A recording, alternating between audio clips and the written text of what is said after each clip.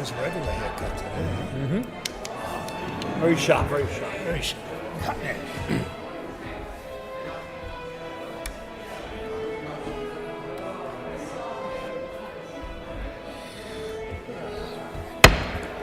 Welcome to the September 9th, 2025 City Council meeting, 6:30 p.m. City Council Chamber. We'll start with the prayer. Dear God, today's session opens. We pray that your presence will be before us and everyone who serves in the decision-making process of our city. We pray for direction, which will lead our city to be strong and unified. May we continue the legacy of our founders. May we be granted this day the wisdom to make decisions which will be for the good of our city. We also pray for your special blessing on all those who work to transform our city to make it a better place to live and work. Amen. We join us to the flag. I pledge allegiance to the flag of the United States of America, to the republic for which it stands, one nation, under God, indivisible, liberty and justice for all. Mr. Clerk, please call the roll. Council Noon. Here. Council Robinson. Here. Mayor Rourke. Here. Council Scott. Here. Council Yem. Council Belanger. Council Chow. Council Dakota. Council Gitchia. Here. Council Janess. Here. Council Mercia. Here. Council Mercia. Thank you, Mr. Mayor. I'd like to offer a moment of silence in Docking Chamber for Annette Laurent Mercier. She was one of 11 children born to the late Alfred and Yvonne Laurent. She was also the former wife of Mayor Armand P. Mercier, who passed away in 2012. Annette spent most of her life living in Lowell, with a short period of time living in Lakeland, Florida. Annette worked for Parish Shoe, served several nursing homes, and held many bartender positions in the Lowell area. In her spare time, she enjoyed playing bingo and cribbage with her many friends at the Dracut Senior Center. Annette is survived by her 5 children, Paul Mercier and his wife Susan, Denise LeClaire, Pauline Mercier, Dennis Mercier and his wife Brenda, and Armand Mercier, 9 grandchildren and 12 great-grandchildren. Annette was predeceased by her son, Ronald Mercier, and her grandson, Joseph LeClaire. Our condolences to the family, relatives, and many friends. I'd also like to offer a moment of silence for, in Docking Chamber for Paul Philip Pearsall. He was the beloved husband of 41 years to the late Miriam Mimi Pearsall, who preceded him 22 years earlier. He graduated from Lowell High School with the class of 1951 and from the Greater Lowell Vocational High School with the class of 1953. He went on to earn an Associate of Science from Lowell Technological Institute and later a Bachelor of Science in Industrial Technology from Northeastern University.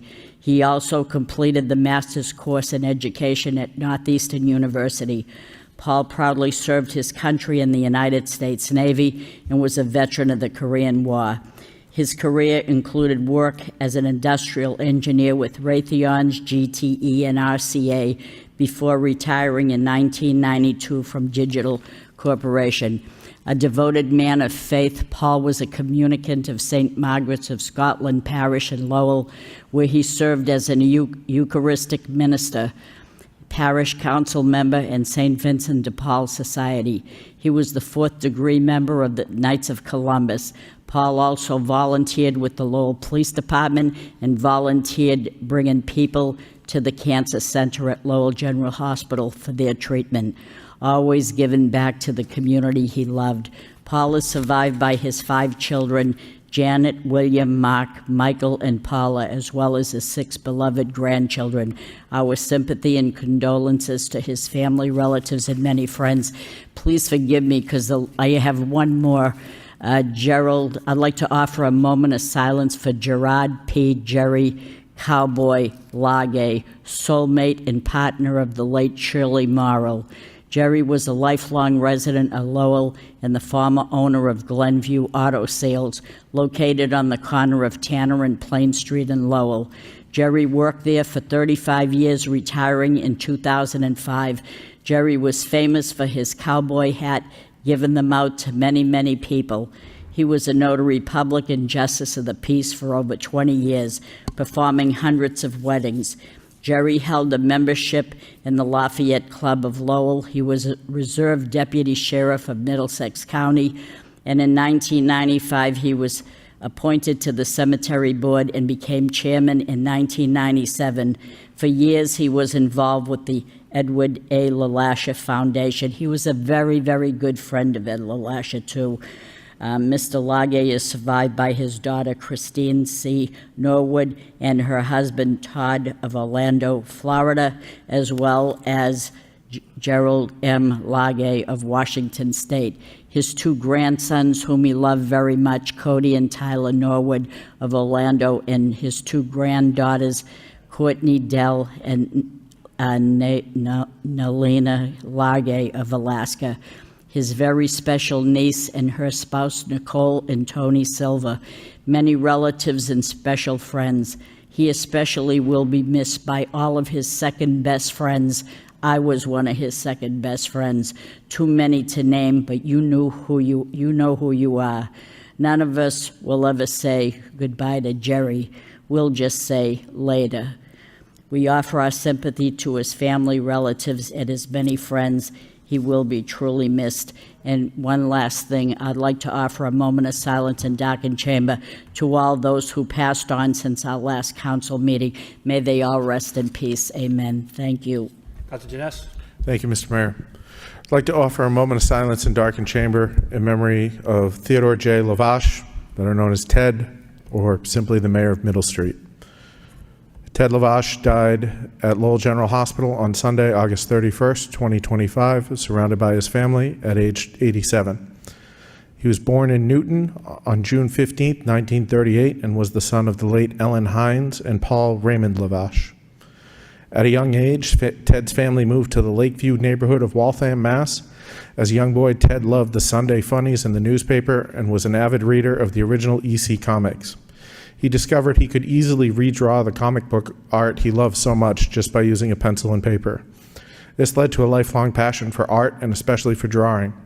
He was particularly influenced by the EC comic book artists Wally Wood and Johnny Craig. Upon graduating from Waltham High School, Ted went on to proudly serve his country in the United States Marine Corps, ranking corporal. After his time in the Marine Corps, Ted married Mary Venuti of Belmont, Mass., and pursued a career as a graphic artist for iTech Corporation and later as the art director for the Honeywell Corporation. He and Mary started a family in Waltham, and Ted became a dedicated husband and father. Ted opted for early retirement and moved to the air lofts on Middle Street in 1999. There, he became a fixture in the community, an experienced hand at creating and contributing art, a mentor to younger artists, and helped the community grow. Became a well-known man in the downtown, usually found at the Air Lofts Gallery or in one of the many downtown establishments where he made countless friends. His friends found great joy in Ted's gifts for storytelling and his quick wit, and with his fondness for good company and a martini or two. Ted is survived by his two children, Cheryl Costello and her husband, Joseph Costello of Florida, and Ted Lavache Jr. and his significant other, Milva Caltalozzi of Rhode Island, and his two nieces, Sharon and Cindy. He's predeceased by his brother, Raymond Paul Lavache, and his niece, Susan. Personally, I'd just like to note that Ted was a community builder. Downtown is a vibrant neighborhood in large part due to him. The way he would make easy friends with anyone he saw at a restaurant more than once was simply remarkable. Whether he was telling stories, working on his art, starring in a student film called Guillotine Grandpa, which you can find on YouTube, Ted was always around with a story and a laugh and just really brighten the world around him. And I'm so happy to see that my colleague has put forward naming the intersection of Middle and Palmer in his memory, because truly no one else could ever have that intersection. So I look forward to hearing that motion later, and may he rest in peace. I just have two I'll go through quickly. First one, William A. McFurdy Jr. William passed away peacefully with his family by his side on Monday, August 11th, 2025. He was a beloved husband of Kathleen Belush McFeedy's. The couple celebrated their 46th wedding anniversary in May. He is survived by his children, William, and his wife, Kelly, and his daughter, Amanda. He also leaves behind 4 grandchildren and many friends and family. And lastly, Martha Ann Leahy. Martha passed away Sunday, August 31st, 2025. Martha was a graduate of Lowell High School. She received a BS in education at Lowell State College. On August 21st, 1965, Martha married John J. Leahy of Lowell. They lived in Nashua, New Hampshire, where they raised their 2 sons, Sean and Patrick. Martha will be missed by many friends and family. Councilor Getchia. Thank you, Mayor O'Rourke. Gail M. Crowley Prestapino, 76, loving wife, mother, grandmother, and sister. A Highlands resident passed away unexpectedly on Thursday, August 28, 2025, at Lowell General Hospital. Gail was the loving wife of Michael J. Prestapino, who survives her. Gail was born in Lowell on October 30th, 1948, a daughter of the late James and Margaret Glad Crowley. She attended the Sacred Heart Grammar School and was a graduate of Lowell High School. Gail remained at home, taking excellent care of her family. Gail's warmth and love touched the lives of all who knew her. Gail's kitchen was a place of gathering countless memories and laughs. She took great pride in preparing meals for the whole family. Her weekly family dinners were a cherished tradition, and holiday gatherings filled with her delicious cooking were among her favorite times. She loved going for drives anywhere, whether it was through a small town or taking a drive to the ocean. In her younger years, she taught CCD to the neighborhood kids and had a daycare for many years out of her home. Most importantly, Gail loved and cherished her grandchildren. She was the biggest supporter, never missing their special events. Gail also looked forward to her Sunday night coffees and scratch tickets with her beloved sister, Mary Lou. Gail was the mother of the late Michael J. Prestapino, Jr., who passed away in 2006. Gail is survived by her husband, Michael J. Prestapino, her son, David Prestapino of Lowell, her daughter-in-law, Diane Dubois Prestapino of Seabrook, New Hampshire, formerly of Lowell, her 3 grandchildren, Julia Prestapino of Queens, New York, Isabel Prestapino, and David Prestapino, Jr., and her dear sister, Mary Lou Raffi of Barica. Her in-laws, Catherine St. Peter of Florida, Susan Crowley of Lowell, Peter Prestapino of Oregon, and John Prestapino of New Hampshire. Her beloved niece, Melissa, and many nieces and nephews. Gail was the sister of the late James Crowley and John Crowley. Thank you, Mr. Mayor. Thank you, Councilors Getchia, Janess, and Marcia. Mr. Clerk, please docket to the chamber.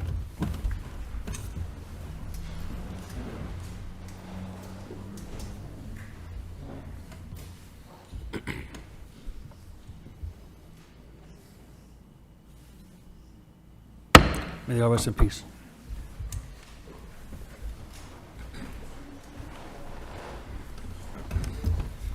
Section 2, Bears Business 2.1, communication for remote Zoom participation. Motion to accept the place on file by Councilor Chow, second by Councilor Getchia. All in favor say aye. Opposed, motion passes. Section 3, City Clerk 3.1, minutes of the City Council regular meeting, August 12th, for acceptance. Motion by Councilor Janess, second by Councilor Mercia. All in favor say aye. Opposed, motion passes. Councilor Janess.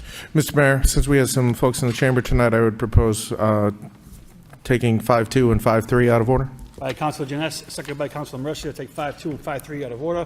All in favor say aye. Opposed, motion passes.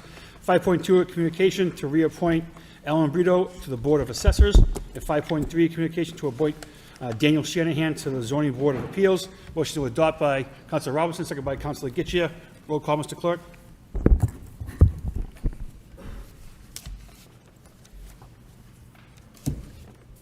Council Noon. Yes. Council Robinson. Yes. Mayor Rourke. Yes. Council Scott. Yes. Council Yem. Council Belanger. Council Chow. Yes. Council Dakota.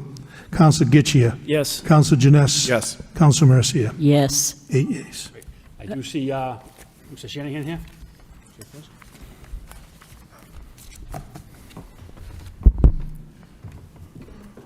Good evening. I first wanted to thank the city manager and his office for this appointment. I would also like to thank the members of the city council for approving that appointment and giving me the opportunity to serve the city, duties that I will certainly carry out with integrity. Keep it short and brief. Thank you. Thank you much.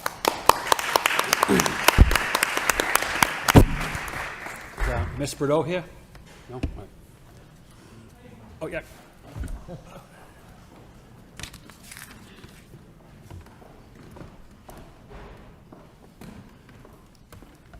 funny, I never knew your last name, just your first name, so.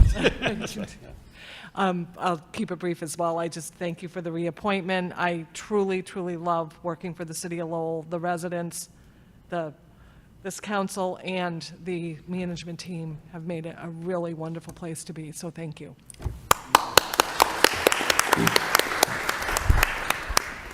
Council Mercia? Thank you, Mr. Mayor. If we could, under suspension, allow 10.5 to come in, Norma Von Fricken. The reason I say this is because there have been other times when she was supposed to speak, and we saved it till like 10 o'clock. I don't think I want to do that tonight. Motion by Council Mercia to take 10.5 out of order, seconded by Council Getchell. All those in favor say aye. Opposed, motion passes. 10.5, miscellaneous. Norma Van Fricken requests permission to address the council regarding tree significance in the community. Hi, good evening. I live, by the way, 57 Dover Street. Should add that. You've heard it before, or most of it, but the arbor tree people are telling us about the significant role of trees. A crisis is coming. It's already begun. Look what happened in Southern Europe and the intense heat and the impacts of climate. It's been said that urban trees contribute $73 billion in community-wide environmental benefits like carbon sequestration, air pollution removal, avoiding stormwater runoff, conserve energy, and clean the air we breathe. Trees shade and cool our homes, bring songbirds close by, and mark the changing seasons, especially here in New England in the fall, beautifying our communities and the countryside. A crisis indeed. Energy shortages, rising energy costs, increased development, and healthcare costs will become more problematic. And you may have heard this. Years ago, researchers developed a theory where certain asthma sufferers found relief in eating local honey. In essence, the pollen derived from local honey. But along with this and other Western lifestyle diseases, asthma still increased sharply in such a little time, it was an enigma. Research groups looked at things like diet, socioeconomic status, pollution, contact with animals, urban versus rural environments, and more. Finally, it was proven people who grew up on farms had a much lower risk of developing asthma than anyone else in Western societal types.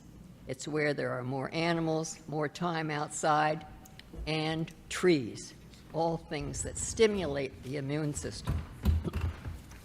Studies also prove a walk in the woods elevates counts of the white blood cells responsible for resisting tumors and viruses due to phytoncide, a substance given off by trees. The more phytoncide a person inhales, the stronger the immune boost, with side effects lasting for up to a month after exposure. Researchers have also found time spent in urban tree clusters appears to reduce ADHD symptoms in children, and one of the best immune boosters. Large trees play such an important and integral part of community. When one goes, all the homes around it are impacted. Yet, knowing all these things, nobody really pays much attention. The only ones that are really benefiting are the insurance companies. Today, as more than half of America's 750 million acres of forest are privately owned, trees often selling for hundreds or thousands of dollars, places like Pennsylvania and others are creating and implementing resource management plans without which timber harvesting can leave forests vulnerable to erosion, pests, and increased diseases. Managed forests make perfect sense, but what else? Consider the hundreds of years ago, cultures such as Africa and American Indians venerated nature and were strongly connected to it. In contrast, we, the enlightened, have become materialists somehow existing more and more in an artificial world, even our food. On top of that, we live in sterile indoor environments with toxic cleaning agents poisoning our kids, and a dying planet from whence we came. We absolutely need to act immediately. The exigencies, I love that word, of a clean environment is so critical. As National Geo explains, the only jungle our children may ever know may be in pictures, as their world already exists more in iPhones. Ms. Von Ficken, almost done.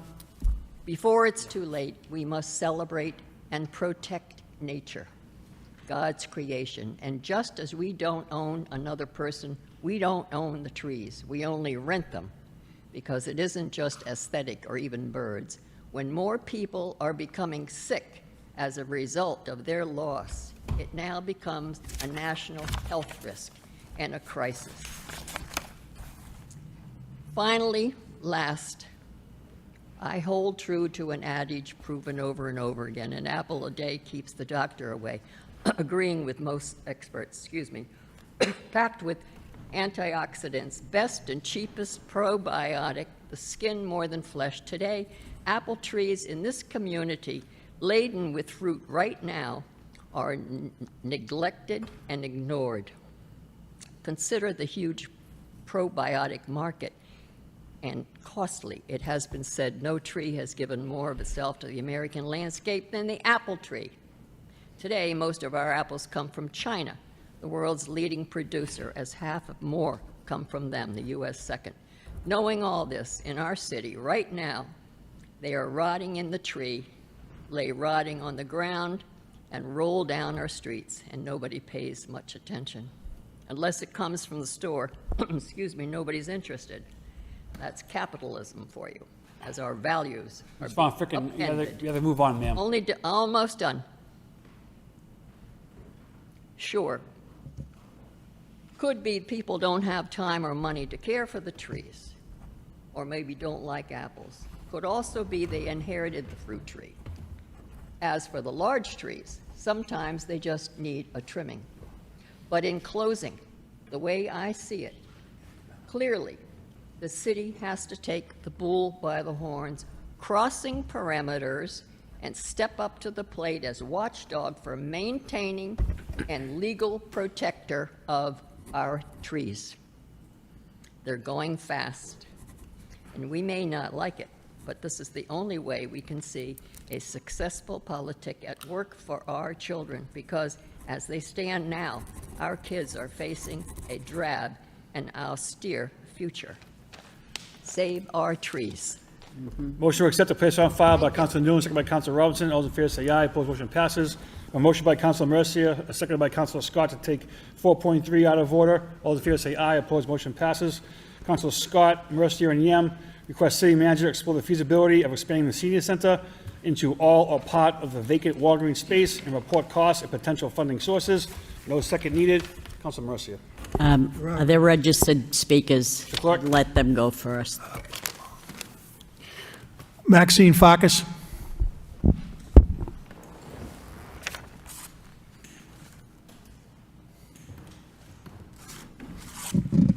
This is starting to feel familiar. That's unfortunate. Okay, I'm Maxine Farkas, and I am a resident of Lowell. I am also, with this next bit is your fault, co-chair of the Council on Aging Advisory Board. And they asked me at our meeting on Monday to come and address this issue because we need that space. Why do I say this? I learned a new term. It's called the silver tsunami. People my age and heading towards my age, and we have completely outgrown the senior center. When that was built, when the space was built out, there were around 14,300 people over the age of 60 in Lowell. if you look at the 2020 census and then you add in everybody who is going to be, hit 65 or hit 60 by 2025, we're looking at 26,000 people over the age of 60.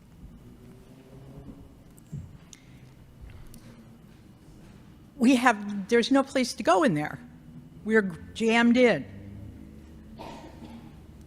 We've seen an increasing demand for a movement away from passive activities, which is what happens at the senior center now, card games. You can't say billiards is passive, but, it's there. To more engaging in intellectually stimulating programs that bring social connections. We're looking for community. We were isolated for so long because of COVID. And now we're really looking desperately for community. And we can sit in the great room and hang out. But for people my age and who are coming into, our maturity, if you will, we need more than just sitting around in the great room. We want classes. We want yoga. We want Tai Chi. Nancy Green's not here tonight. She would have given you a full lecture on the importance of yoga and how loud the billiard players are right across the hall from the yoga place at the senior center, and how annoying it is to try and meditate when someone makes a good shot. And the mayor is standing up and getting ready to shut you down. Keep an eye on you, Maxine. If you're not, I don't know how many of you are familiar with the facility. It's a great room, it's a wonderful space. All of the spaces are shared. Our custodial staff, we stole a really great custodian from the police department. Doug is amazing. And Doug is spending 50% of his time rearranging furniture so people can move into spaces and do things. And that's a waste of his time. We need more space. And we're going to be loud about it. I know that, this is just a motion to see if it's feasible. Connor, I will be yelling at you and looking for money. We've already got people who want to write grants to help fund this. So for heaven's sakes, pass the motion, get this rolling so we can do it before I die, okay? Thank you very much. Nancy Green.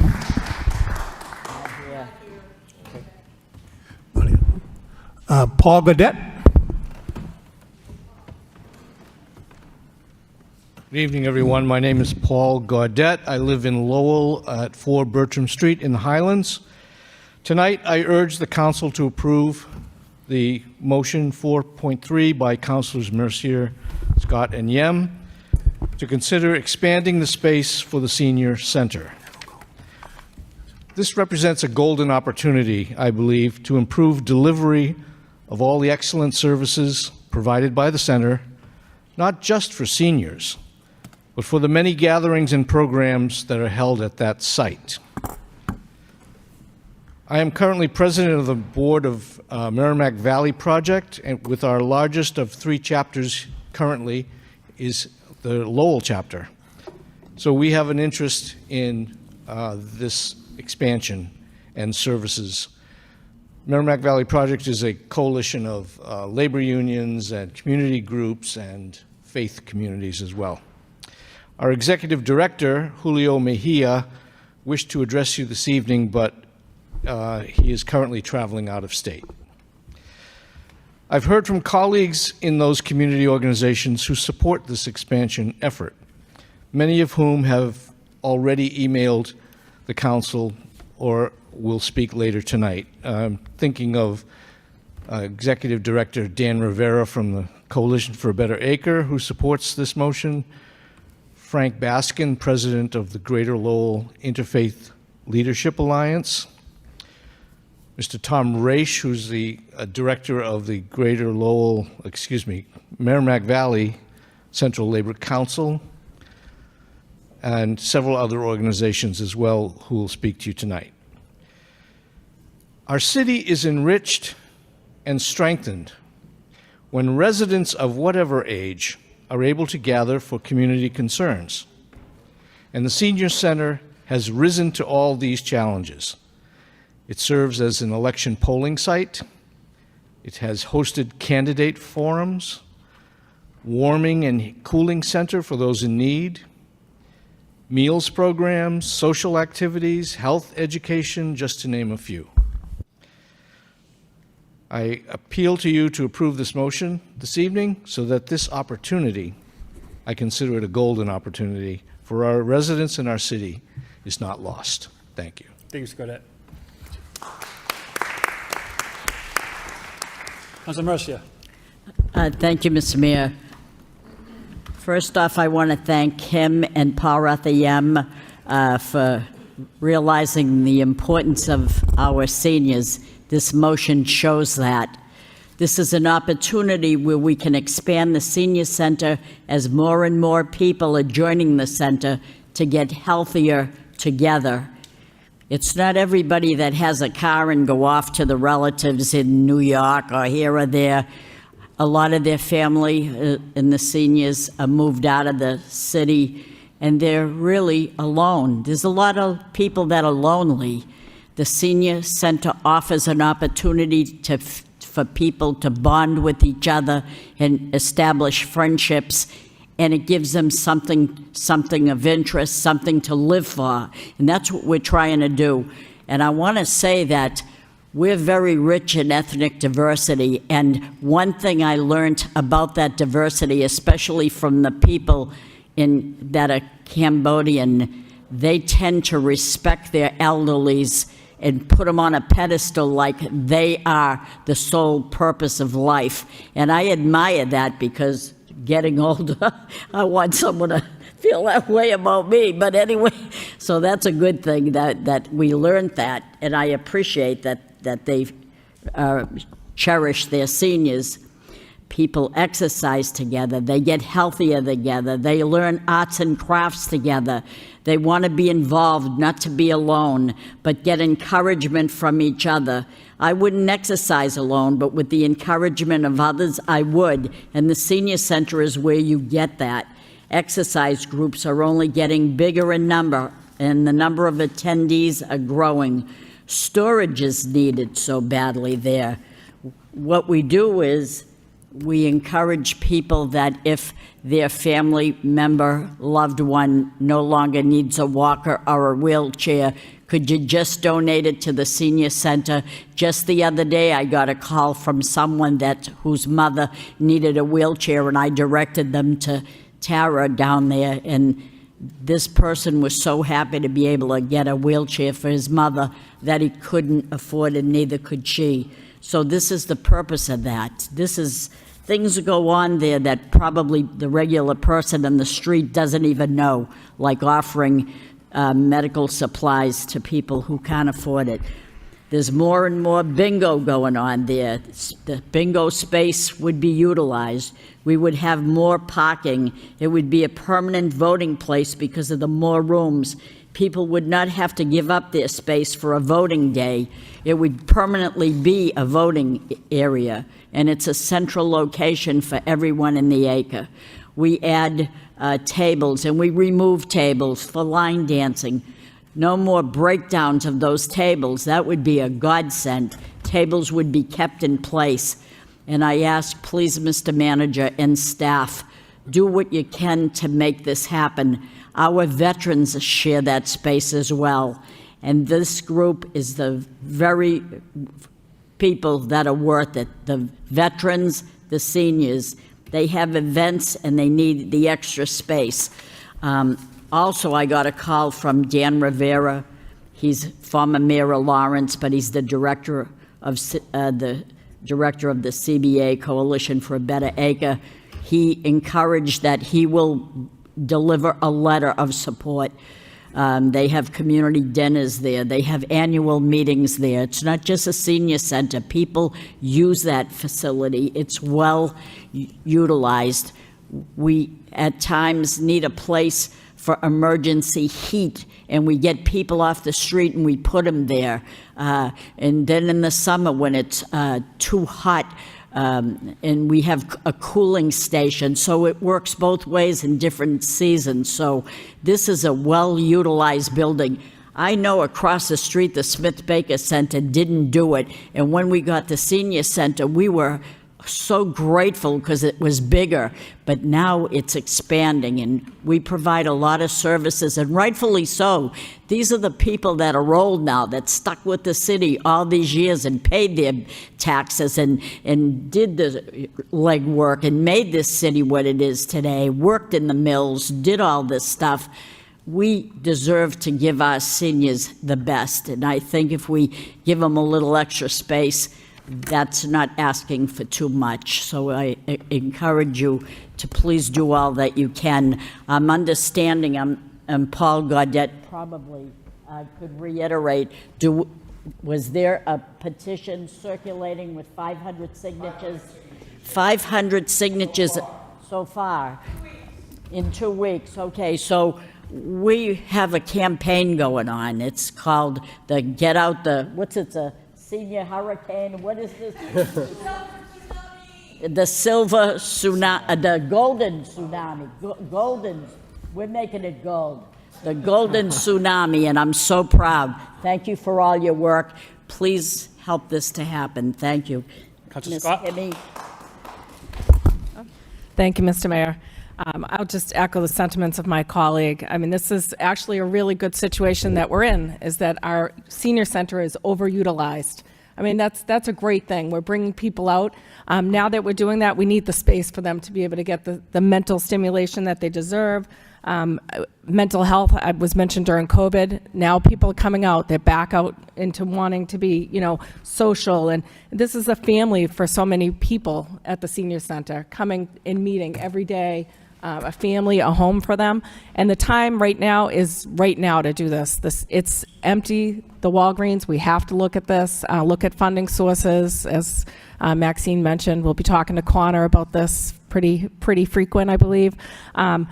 Possibly looking at whether or not it's the whole building, or maybe we could do a partial lease or something with a small pharmacy or something as part of it.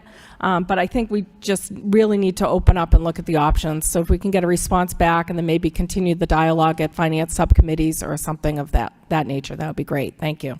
Councilor Getchia. Thank you, Mayor Rourke. The senior center is always an interesting concept and talk because, going back to 2001 when it was the City Barns and it got split into 4 properties, there was an agreement signed by John Cox on October 5th of 2001 that said after 20 years, the senior center would be gifted back to the city. We've never seen that gift back. So my question is, how much money have we paid in lease to City Barns LLC from 2021, October 5th to today, when it was supposed to be our property and it hasn't been gifted back? I'm trying to figure out how we're still leasing a property that's supposed to be ours. And now we're looking to lease more of a property that we had sold back then for $1.3 million. And we haven't seen anything. So the 3 parcels got sold for $1.3 million. Now we want to pay them to lease what we already owned on the other side of it. And this piece is, here we are. And it's all in a document that was put forth. So I find challenges in leasing any more from anybody right now down there for that reason.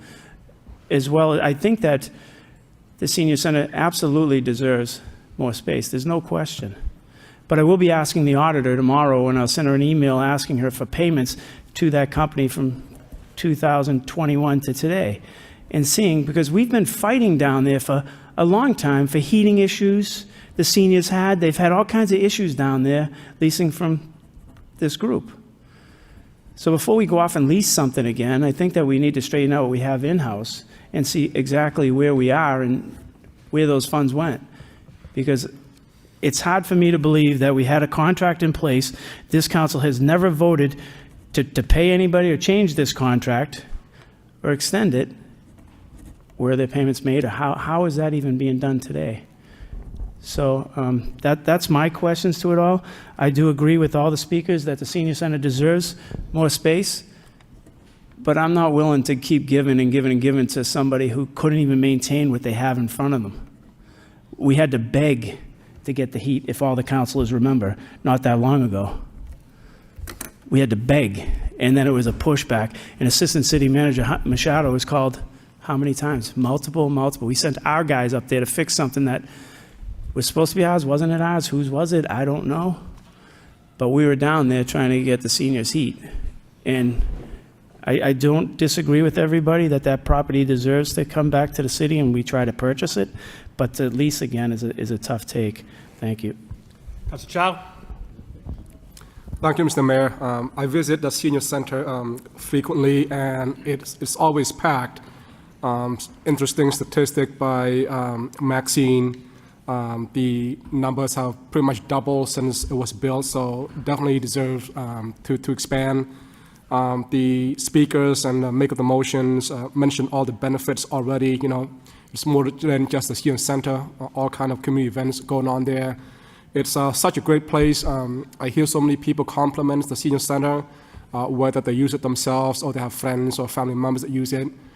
They can't say enough good things about the senior center. It's really the pride of our city, and something that all of us should look very seriously into supporting and expanding. Thank you. Councilor Noon? Thank you, Mr. Mayor. Thank you to my colleague for filing this motion. This is a very good motion. And thank you to all the speakers and those who support a signed petition to support this.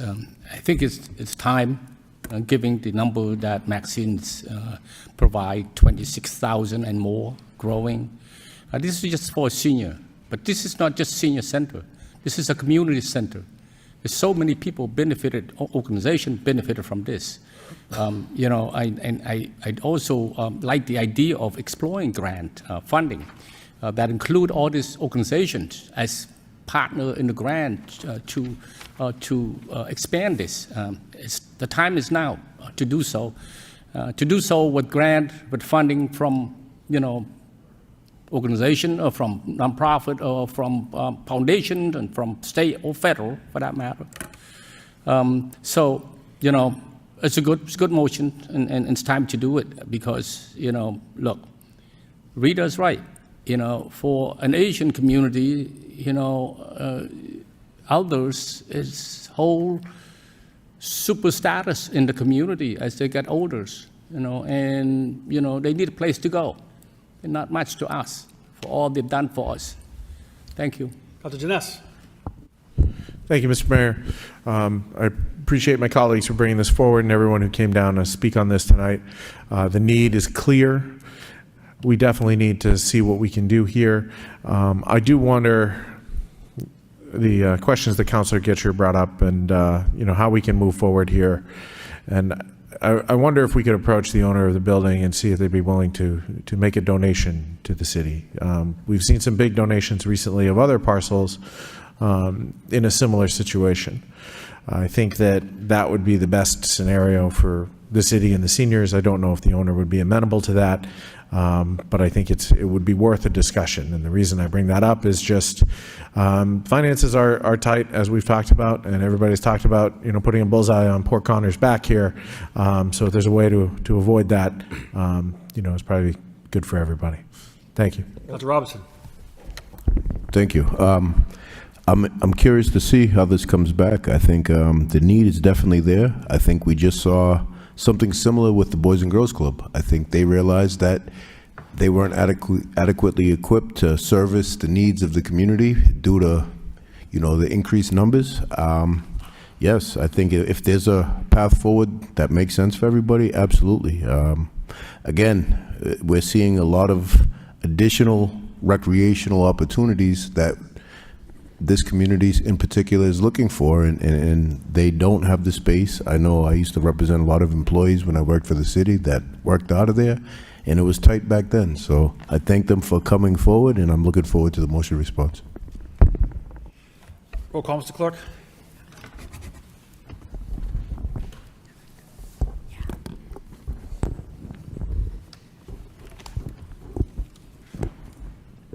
Counsel Noon. Yes. Counsel Robinson. Yes. Mayor Rourke. Yes. Counsel Scott. Yes. Counsel Yem. Counsel Belanger. Counsel Chow. Yes. Counsel Dakota. Counsel Getchia. Yes. Counsel Janice. Yes. Counsel Mercia. Yes. Thank you. Motion by Councilor Getchia, seconded by Councilor Mercia to take 411 out of order. All those in favor say aye. Opposed, motion passes. 411, Councilor Getchia requests city manager have the proper department provide the city council with any area that was designated a school zone around the Bailey and Daley schools, including exact locations of the designations. Seconded by Councilor Janice. Councilor Getchia. There is a registered speaker, Mr. Mayor. Mr. Clerk. And there's a video I think LTC will play. Catherine Dillon.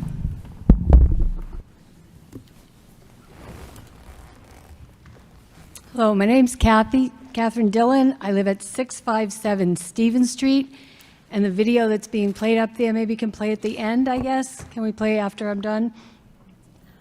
I looked up what a school zone was. The school zone starts at the front door and encompasses the campus and as many blocks possible that surround the school and have a high concentration of school-generated traffic. So my granddaughter was in kindergarten when I first started asking for crosswalks and sidewalks. She started second grade this week. This is my third attempt speaking at the council. So this summer, there was an attempt to have temporary sidewalks. Many of you were asking me how that was going earlier. Well, unfortunately, it failed before it started.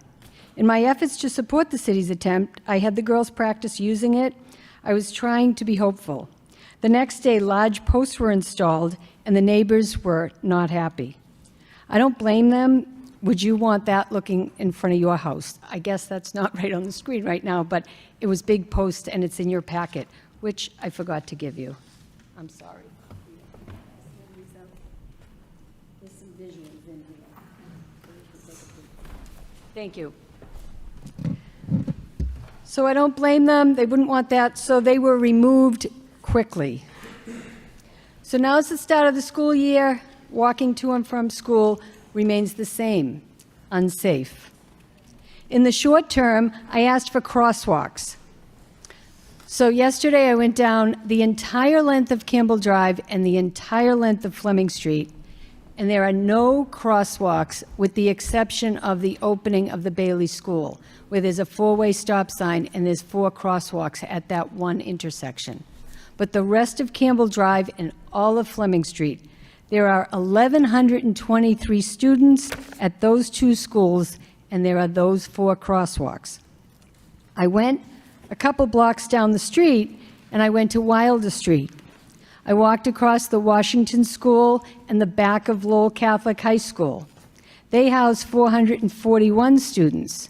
They had 16 crosswalks in that short area of Wilder Street from Midland to Parker. So I started scratching my head saying, what am I missing here? Why is it so difficult to get a crosswalk? But then somebody mentioned to me, you can't have a crosswalk if you don't have a sidewalk.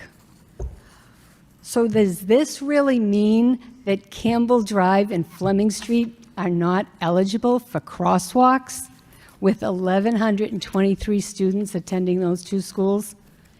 Every other school area in the city has sidewalks and crosswalks, and we just saw many of them displayed at the beginning of the school year.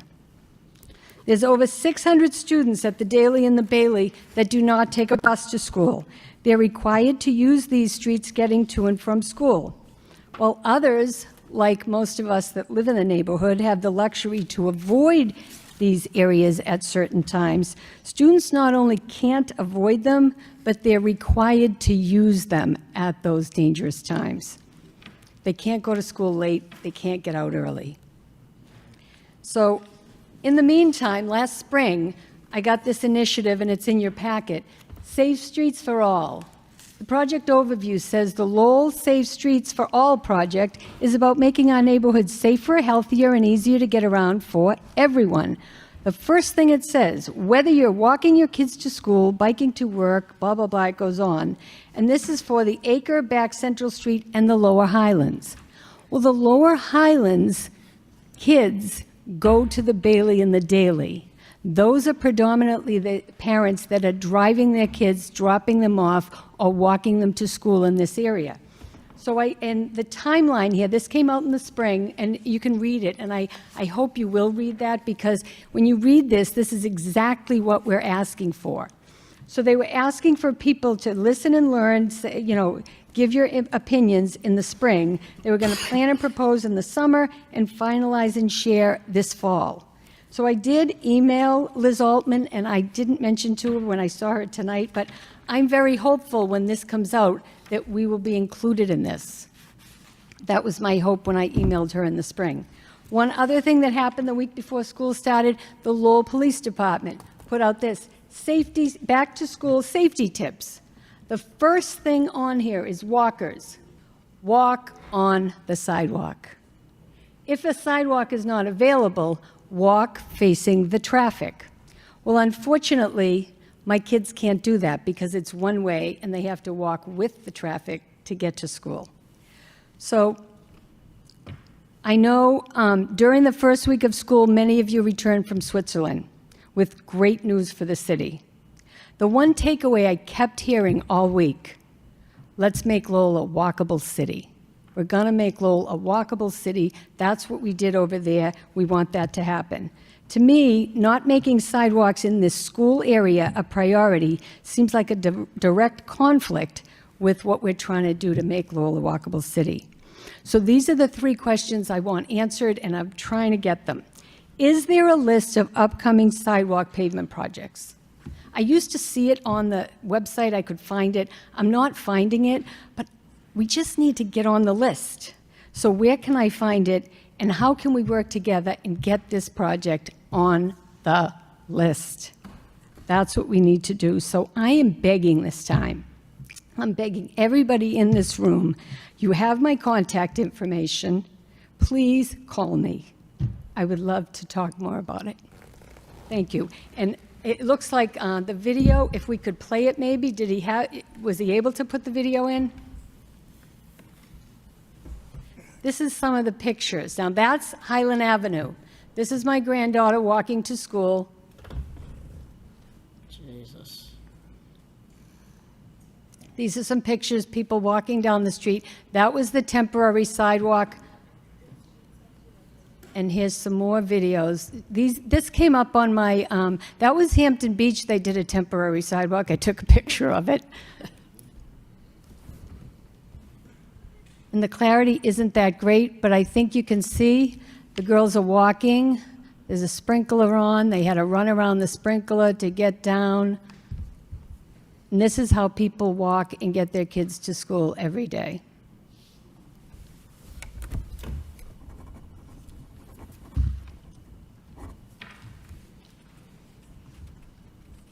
Thank you for listening. Councilor Getcha. Thank you, Mayor Rourke. I agree with the speaker. This has been a long overdue project of trying to figure out how to get a walkable path to two schools over there that house over 600 walking students. When you look and you do this for a living, you can't even put up school zone signs in that area because it doesn't meet the Manual of Uniform Traffic Control Designs or Mass DOT's, which governs school zones. So you can't even put up school zone signs. You could put up 20-mile-an-hour signs because it's a safety zone, but it's not a school zone, so you can't put up anything in that area. You can't walk from Fleming Street to Westchester to get to the only sidewalk over there. Or if you go West Forest to Westchester, there's no sidewalks from there. So it just doesn't make sense to me that we aren't looking at this harder and saying, look, you know what? There are issues. What if a kid's riding a bicycle down that road? You just saw that road. Your child gets away from you. You know, kindergartners, sometimes they like to run to see their friends, shoots out of a car. I mean, it's a tough area to navigate. I thank Mrs. Dillon for coming out and speaking again on this. Her heart is in the right place for the kids. This isn't about her, but it's about the students in the neighborhood that she's been around her entire life. So I would ask that the council would support this and that we can direct it to the manager's office and we can try to get something done as soon as possible. Thank you. Councilor Robinson? Thank you, Mr. Mayor. I just have a question about the process of this. If the city implemented a pilot or a temporary 90-day trial to get data so then they could hold a community input session based on the data that our engineer established, why did we rip it out? I mean, shouldn't we, if we commit to a pilot program, shouldn't it be committed to for, if it's a 90-day trial, it should stay for that 90-day period in order to get at least some accurate information to share with the neighborhood before we make a decision either way?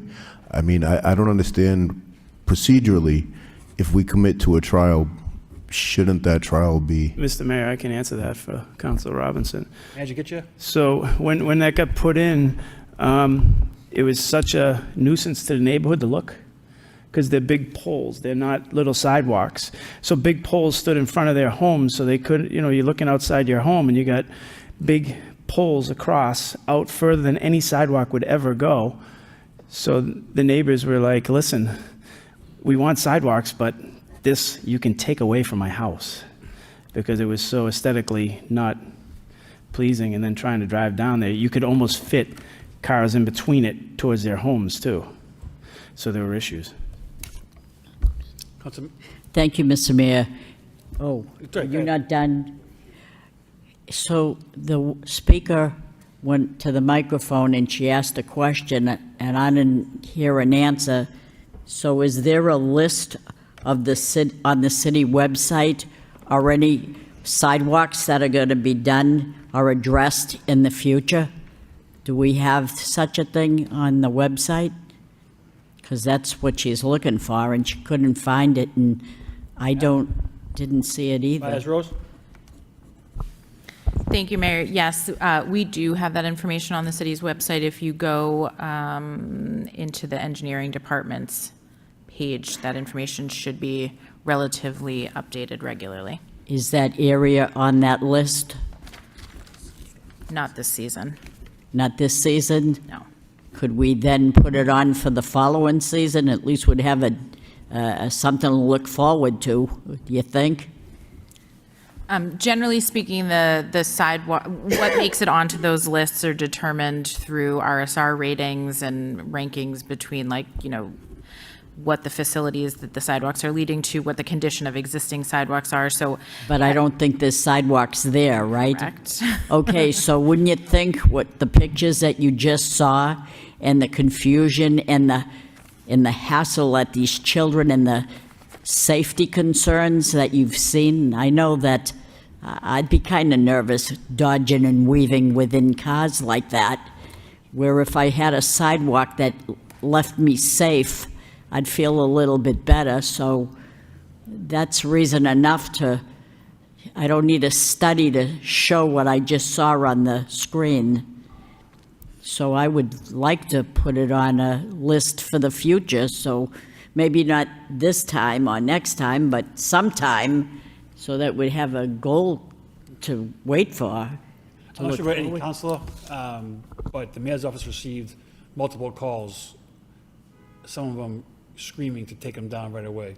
And they were told sidewalks were going in there. I understand. And the question was, well, Yeah. no one told me about sidewalks going in, so just give you a little background on the information, that's all. The people said what? Take those poles down. Yeah, and then they're told that sidewalks should be going in, and no one told us about sidewalks. So that's kind of the conversation between 4 to 5. So what did they got false hope, right? Is that what we're saying? I ain't saying they got anything. I'm saying that the temporary poles were put there, and then, you know, good or bad, they were told, you know, that's just to see if sidewalks would go in the future, and then people had complained about that. So it's you know, the neighborhoods, I don't know if it's split on the issue or not, but I think more outreach has to be done regardless if we're going to do something like that. Well, I'd like to put them on a list somewhere so that they'd have a fair shot. I don't want them to wait 10 years to be on that list. So I'm telling you, people that called that didn't want the sidewalks. So that's all I'm saying. That's all, you know. Councilor, Ms. Machado? There's also an issue, thank you, Mr. Mayor. There's also the issue with taking some people's front yards to complete the sidewalks. It's not as easy as just putting a sidewalk in. We're gonna need to talk to people to take some of the front yard. Are we hearing from people that they don't want their yards property taken? Sorry, I'm going to jump in as well. As the mayor had said, we heard quite a lot of complaints about the visual look of those. Yes, I'm sure. But in addition to that, we did hear from residents along the street that were not happy at the idea that we were considering installing sidewalks along the street. So they didn't want. There are a lot of competing interests, I guess is what I would say. Council Chair, back to you again. I'm sorry, Council Scott first, then Council Chair. Thank you. I was just going to comment for that same reason, what you just said about the visual. It was just a temporary pilot that was to look at the safety for children in the neighborhood. I can't imagine that we would pull back on that necessarily by following through with it. It sounds to me like possibly there's more concern at play, like you just mentioned.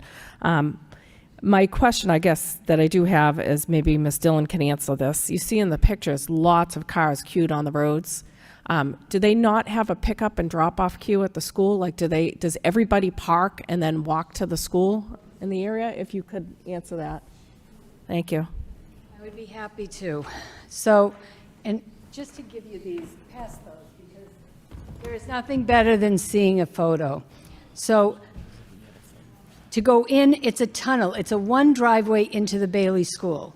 So the only people that are allowed to go in the tunnel are teachers and buses, because there's just not enough room in there. It's a circle. There's one way in and one way out.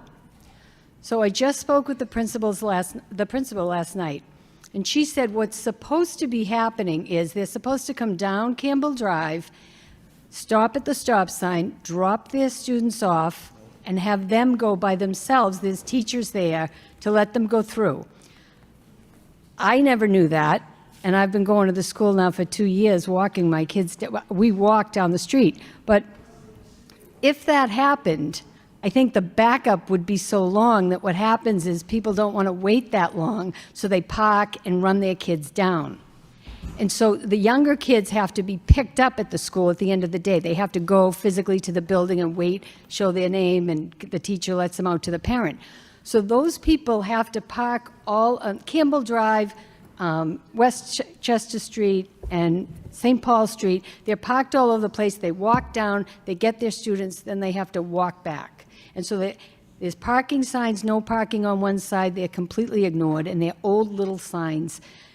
So what would work best? It works on Westchester Street. They put sidewalks in the first time they built the school. There's sidewalks on one side, one-way traffic, people park on that side, the buses go down, they let the kids out, they walk back, get in the car, and go. The kids are never near the cars.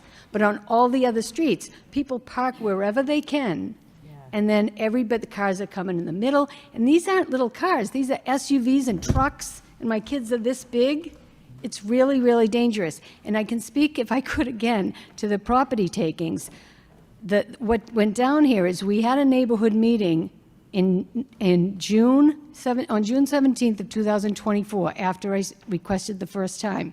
And the neighbors were upset. And Councilor Gitchie has said, why don't we have the engineers see what will happen, and then to their property, and come back? So in July, and the copy of the motion response, it said clearly, no property takings needed on Campbell Drive, and that Fleming Street was favorable for sidewalks. So that was in July of 2024, and I heard nothing after that. So last spring, we asked for another update, and there's still nothing. So now they put up the temporary one. That was what they did. And they did put, no, if you did the survey, you got an email that they were putting these temporary sidewalks up, because I got a notice. So I know they say they didn't know, but maybe they didn't fill out the survey initially. Those are the people that wouldn't know, right? So now they didn't like them, so they got taken down, but they were a bit much. I have to say, like, I wouldn't have liked it either. They were too much. But we don't need a temporary sidewalk. We need a real one. You saw those pictures. Did I just hand those out? Yep. You see the visuals? Like, isn't that enough? Yeah, that's enough. It's enough. And like, Rita, thank you. put us in the line, whether it's a year from now, 2 years from now, 3 years from now. I got a newborn coming next month, so I got a lot of years. I'm going to be here. I'm not going away. Thank you for letting me speak. Thank you. I would just say, I agree with you that they definitely need sidewalks around the school and that it should be in the queue. I do think, though, that is, no matter what, that's going to be some time coming. I don't know whether or not you were at the Pine. We drove around the school and we dropped off. It wasn't a massive number of cars parking on all the streets. I don't know if they could go and pool around the back of the school or something, if the traffic engineer could look at something to get these cars off the street. The principal out with the megaphone, you know, that happened at the Pine pretty frequently to move people along. But just, you know, maybe we can continue the discussions maybe in a neighborhood subcommittee, I don't know. But I do think something needs to be done now to look at the traffic congestion around the school. Thank you. Mr. Machado?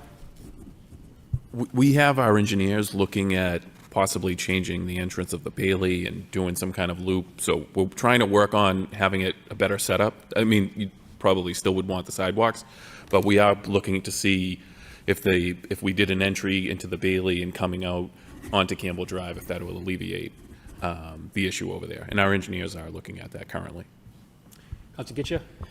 You know, we think about all these things and we think about the safe routes to school. The state has plenty of grants for it. Right now, there's 21 projects in progress.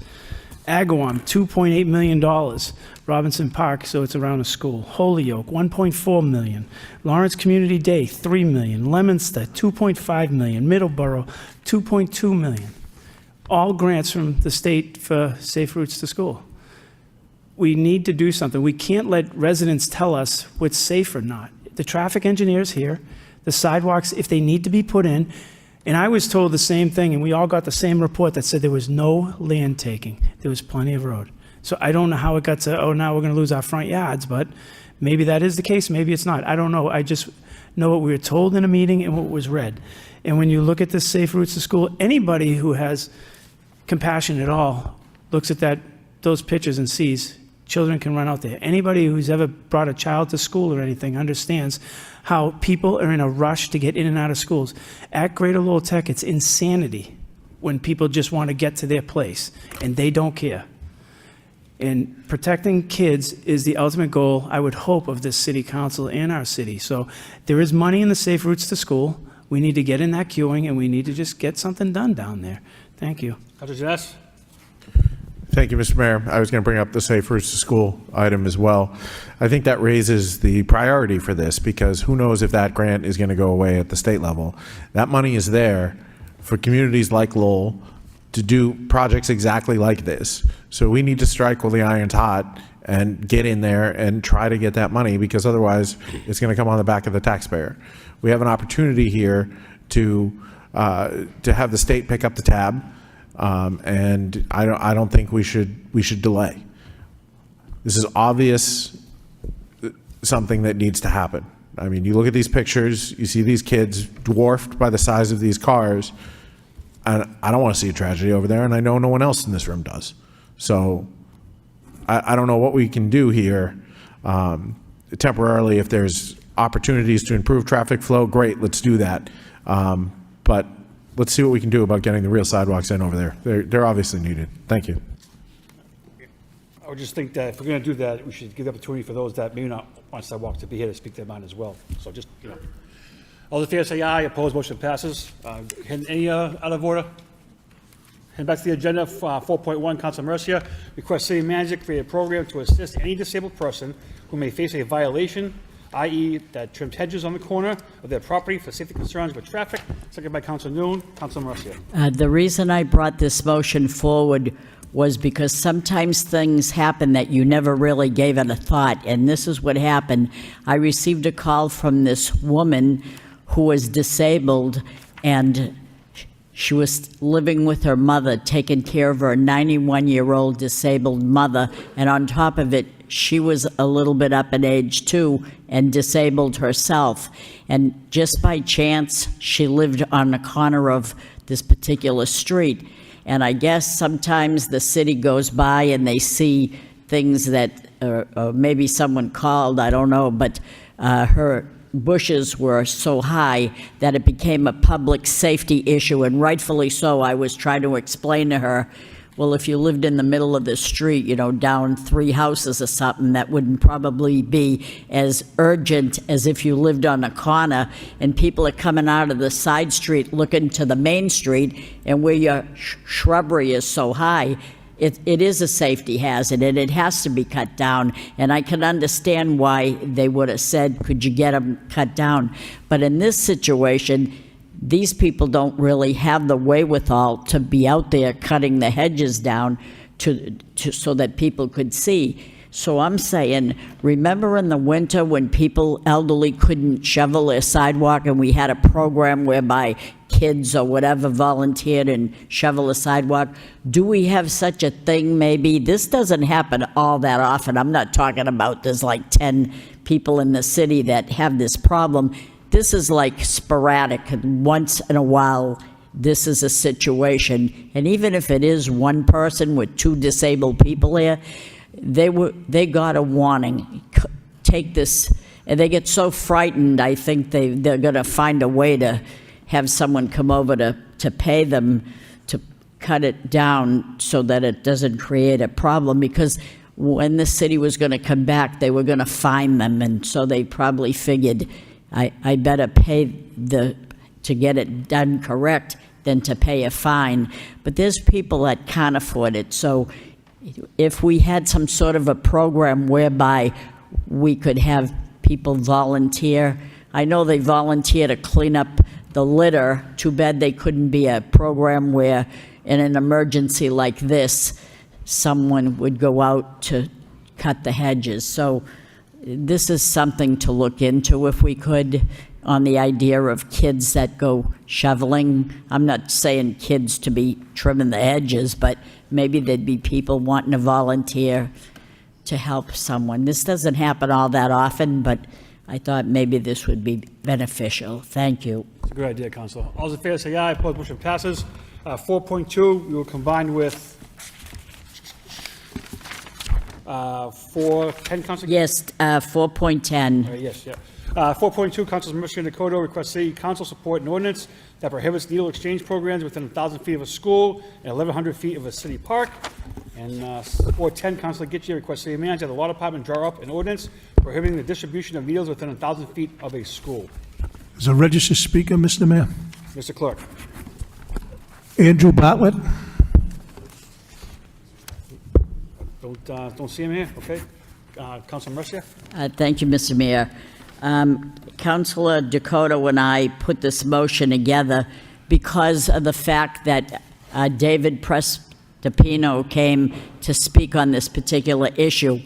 And I take exception with the newspaper saying that I didn't know what I was talking about when he said that they're dishing out needles at the Elliott Church, free needles.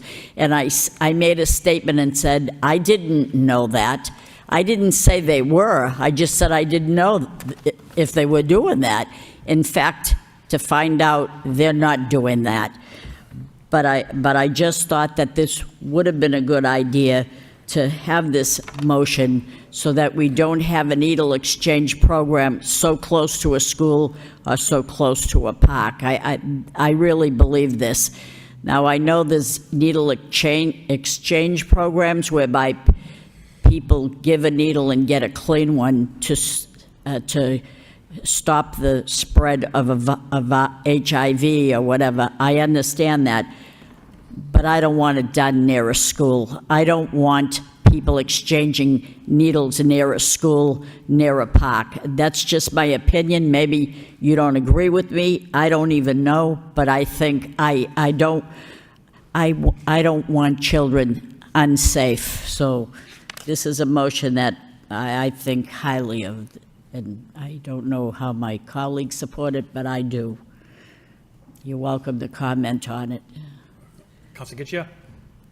Thank you, Mayor Rourke. I concur with Councilor Mercier. I think that at some point we're just leaving these needles in playgrounds and areas that just are so close to where people can just hand them out.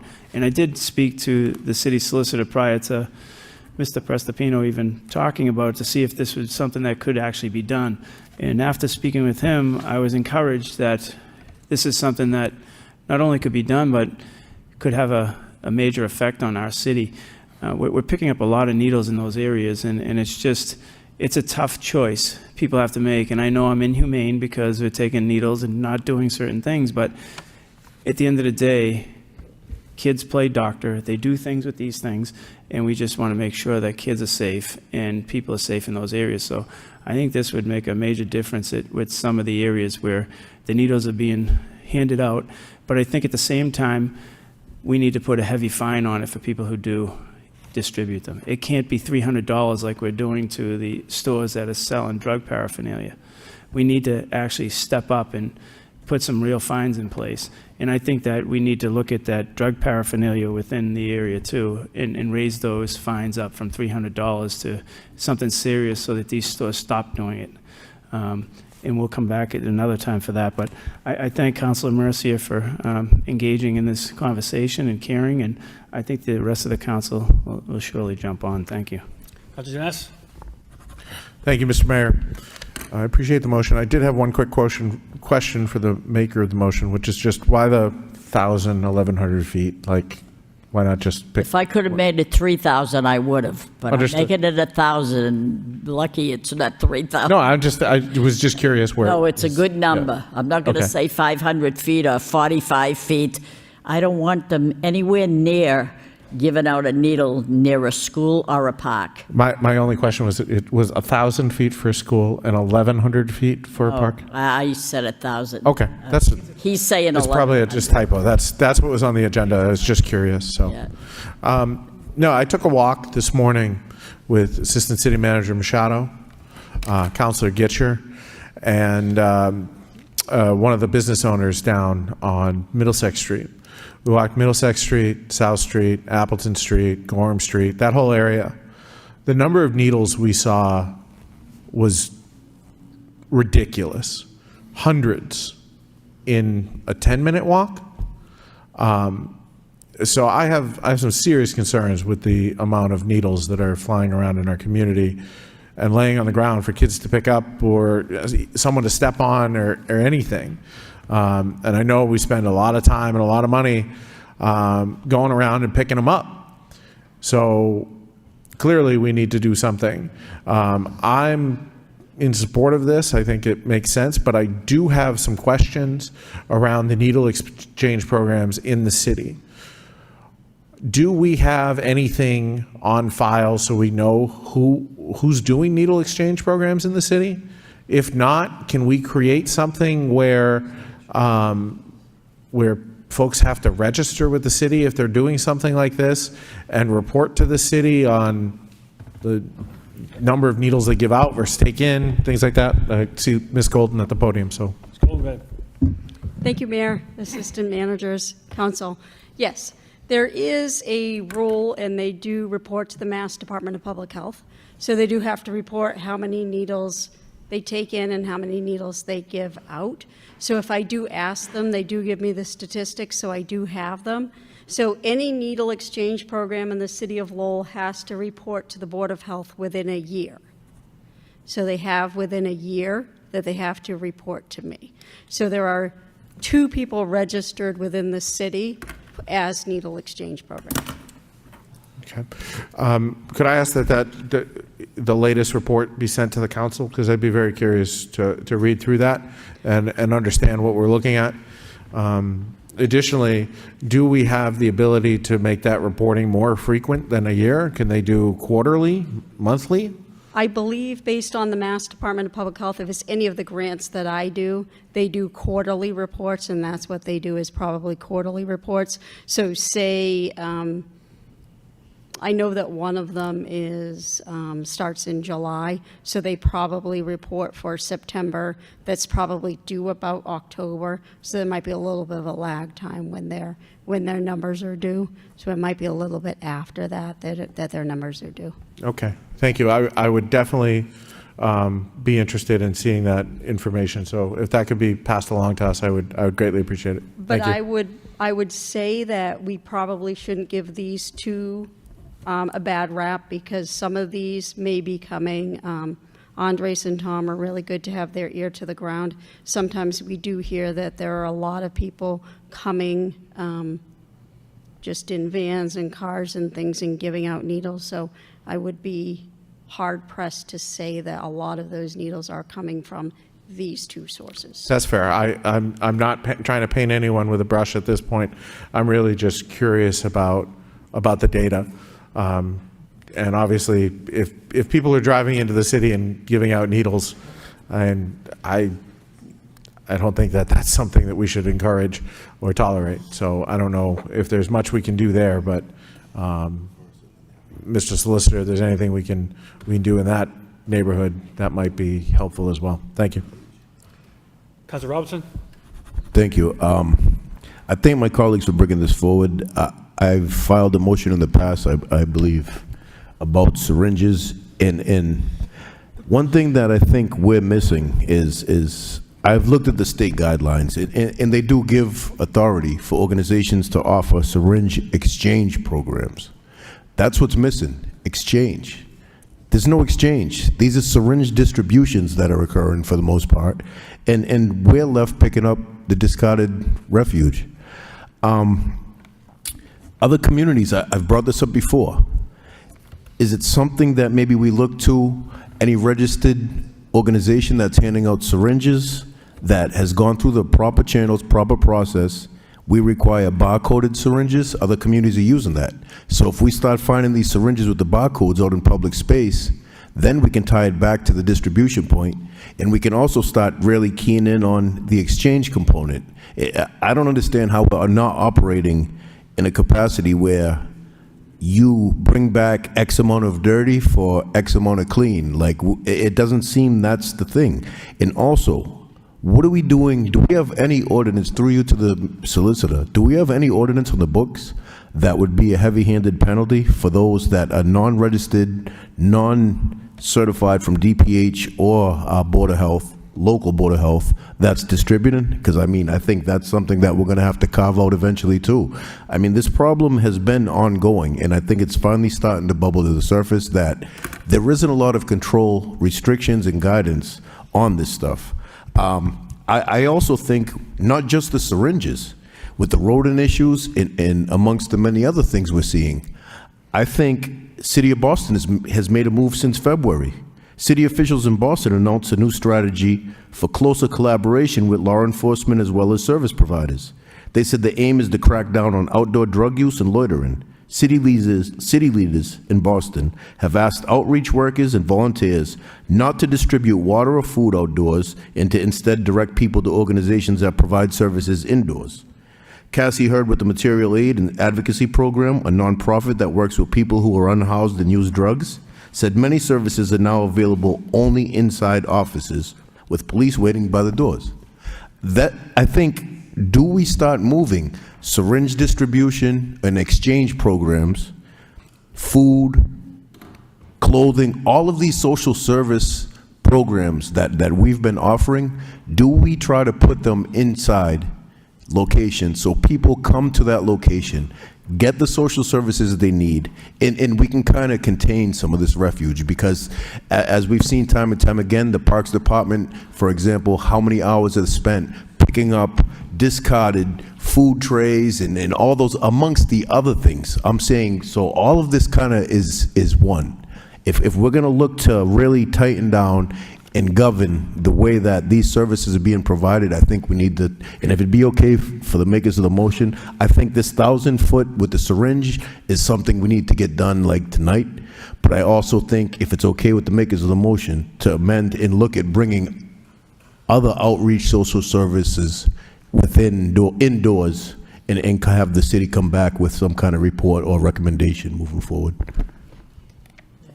Can we just stick to the motion at hand first, and then if he wants to make a motion outside of that, then do that? Yeah. Okay, if that's easy, I'll do it that way. Okay, thank you. Harm reduction has, through studies, only because of my day job, has been shown not to have any effect, little or no effect at all. But just, it's something for the future we talk about. Councilor Noonan, back to Councilor Getchia. Thank you, Mr. Mayor. Thank you, Councilors Getchia and Councilor Rita Murcia. for the motions. I do have a question for Health Directors, Lisa. So you indicated that there's 2 entities that register with the Mass Department of Health, and also you know that who they are. How many other that's not registered or register with the Mass Department of Health and not coming to they're coming to the city but not telling you? The ones that have come in the past, I know have been pushed out. I don't know if people come that we don't know that they're here. People get needles. Is there other entity or outside of those 2 entities that register with Mass Department of Health that are coming? Well, it's a pretty big city, so people could come in at different points in time that we don't know that they're here. So, I would agree with the ordinance. I think too that the adoption of this ordinance, when we adopt this ordinance, that we share this information with those 2 registered entities that coming before you and the rest that register with Mass Department of Health, but not reported to you when they come into the city, because this is something that I do agree, particularly in the the Hampton Canal and the Summer Street area where you have the charter school there, where you have also the Rogers kid and park, and that families is come, and we spend hundreds and thousands of dollars, close to $1 million, to renovate it and making that park look nice, but yet there's needles and all that there, so it's not safe. It's not safe for our children. Right. And the resident who was encountered those. So. I should have Andres come talk to you guys, because he says that sometimes the needles are sitting under the soil, and the longer they're there, sometimes they come up to the surface. So sometimes they're sitting under and they come up to the surface. Right.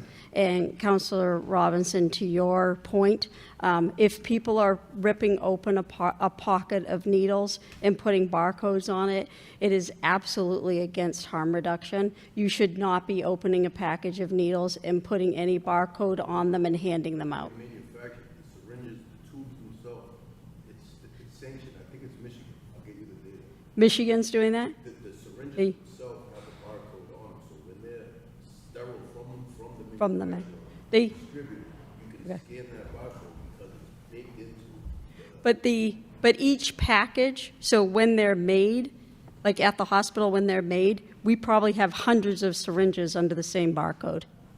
So the diabetics at Walgreens are getting the same ones that that these people are getting. So you could be buying them at all different points. So there's a whole bunch of people getting the same one. So that's a false sense of security. Yep. Sorry, go ahead. One last question for you, Lisa, is that so when this 2 entity coming to town, and when they before they give a new needle to the individual, do they require to have that individual give the one that they use to them? Yes. So what happens is, say I happen to be the substance use person, and I'm using. If I bring anywhere between 1 and 10 needles to the place, I can get 10 clean needles back. Okay. If I bring 11 to 19 needles, I can get 20 needles back. And then as you bring the needles back to them, they will give you mental health counseling. They'll talk to you about HIV and AIDS. They'll talk to you about hepatitis C. They'll talk to you about mental health. They'll talk to you about Narcan. They'll talk to you about safe use. They'll talk to you about a whole bunch of harm reduction services at the same time. So knowing this future adoption of this ordinance, these 2 registered entities that know we are not to hand this needle to. Right. Okay, thank you. We're going to have to talk to them, and we're going to have to figure out, I think 1,000 feet is 0.19 miles, I think, if I figured it out correctly. I'm not quite sure. So I have to figure that out. And last week at the Overdose Awareness Day, the mayor was there. We talked about the fact that last year alone in Massachusetts, fatal overdoses, and that's what we want. We don't want people to be dying of opioid overdoses or any overdoses. Fatal overdoses in the state of Massachusetts are down 39%, which is a big win, and we do not want to go backwards. So harm reduction is a big thing. And I understand we do not want to be picking up needles, so we need to figure out where we can be to make sure that people are safe at the same time. That form of harm reduction is through Narcan, but not through needle exchange. Right, we can keep the Narcan, make sure that people aren't HIV, make sure that people aren't Hep C, but keep the services, wound care, everything else that we need. Councilor Scott? Actually, I think Councilor Noon really just asked my question. Is you said that there's 2 agencies that are permitted through Department of Health. Is that what they are? They're funded. I believe both are funded through the Massachusetts Department of Public Health, and neither one of them are full time. They're both only working part-time, limited hours in the city. And they are required to provide data on the number of needles brought back in as well, you said. But from what you just said, you said basically 10% is what's required of them to bring back. Correct. So that's all they have to report that they've collected. So there's no one-on-one type exchange. It's really 10% is required. Right. Because which I think we're seeing in our streets right now, though. So that's a huge issue. Correct, because it's a package of 10. So if you bring one, you get a package of 10, and they're packaged as a package of 10. Correct. Yeah. And do you know how many they're really collecting, though, as a percentage? I'm not sure what the percentage is.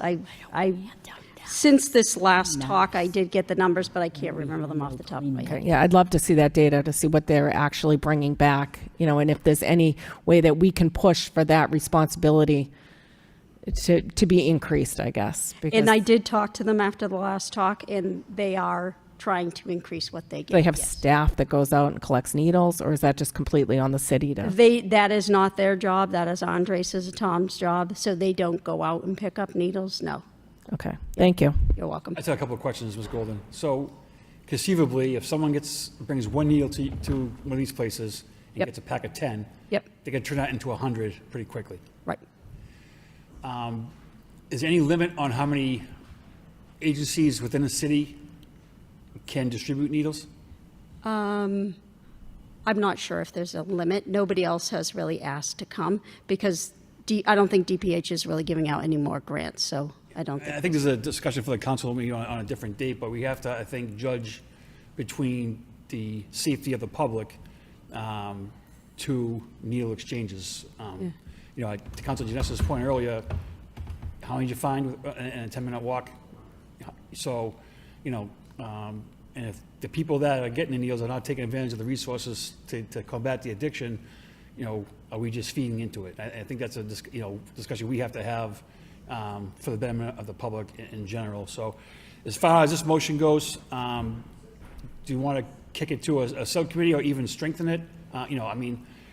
Just on the face of this conversation this evening and what we heard from Ms. Golden, I may be inclined to ban needle exchanges altogether within the city limits. So I don't know if that we can't do that tonight because it wasn't on the agenda, but should we move this to a subcommittee and talk about it? How to get you? I think that if we just let the solicitor draw something up and we can do both at the same time, I think he could probably draw something that's pretty stringent right away, and then we can base it off of that. We can move the needle at that point, because at this point, I think something has to get done as soon as possible. Because we had one business owner that we went to, Councilor Belanger and I went to, there were 100 needles on his roof.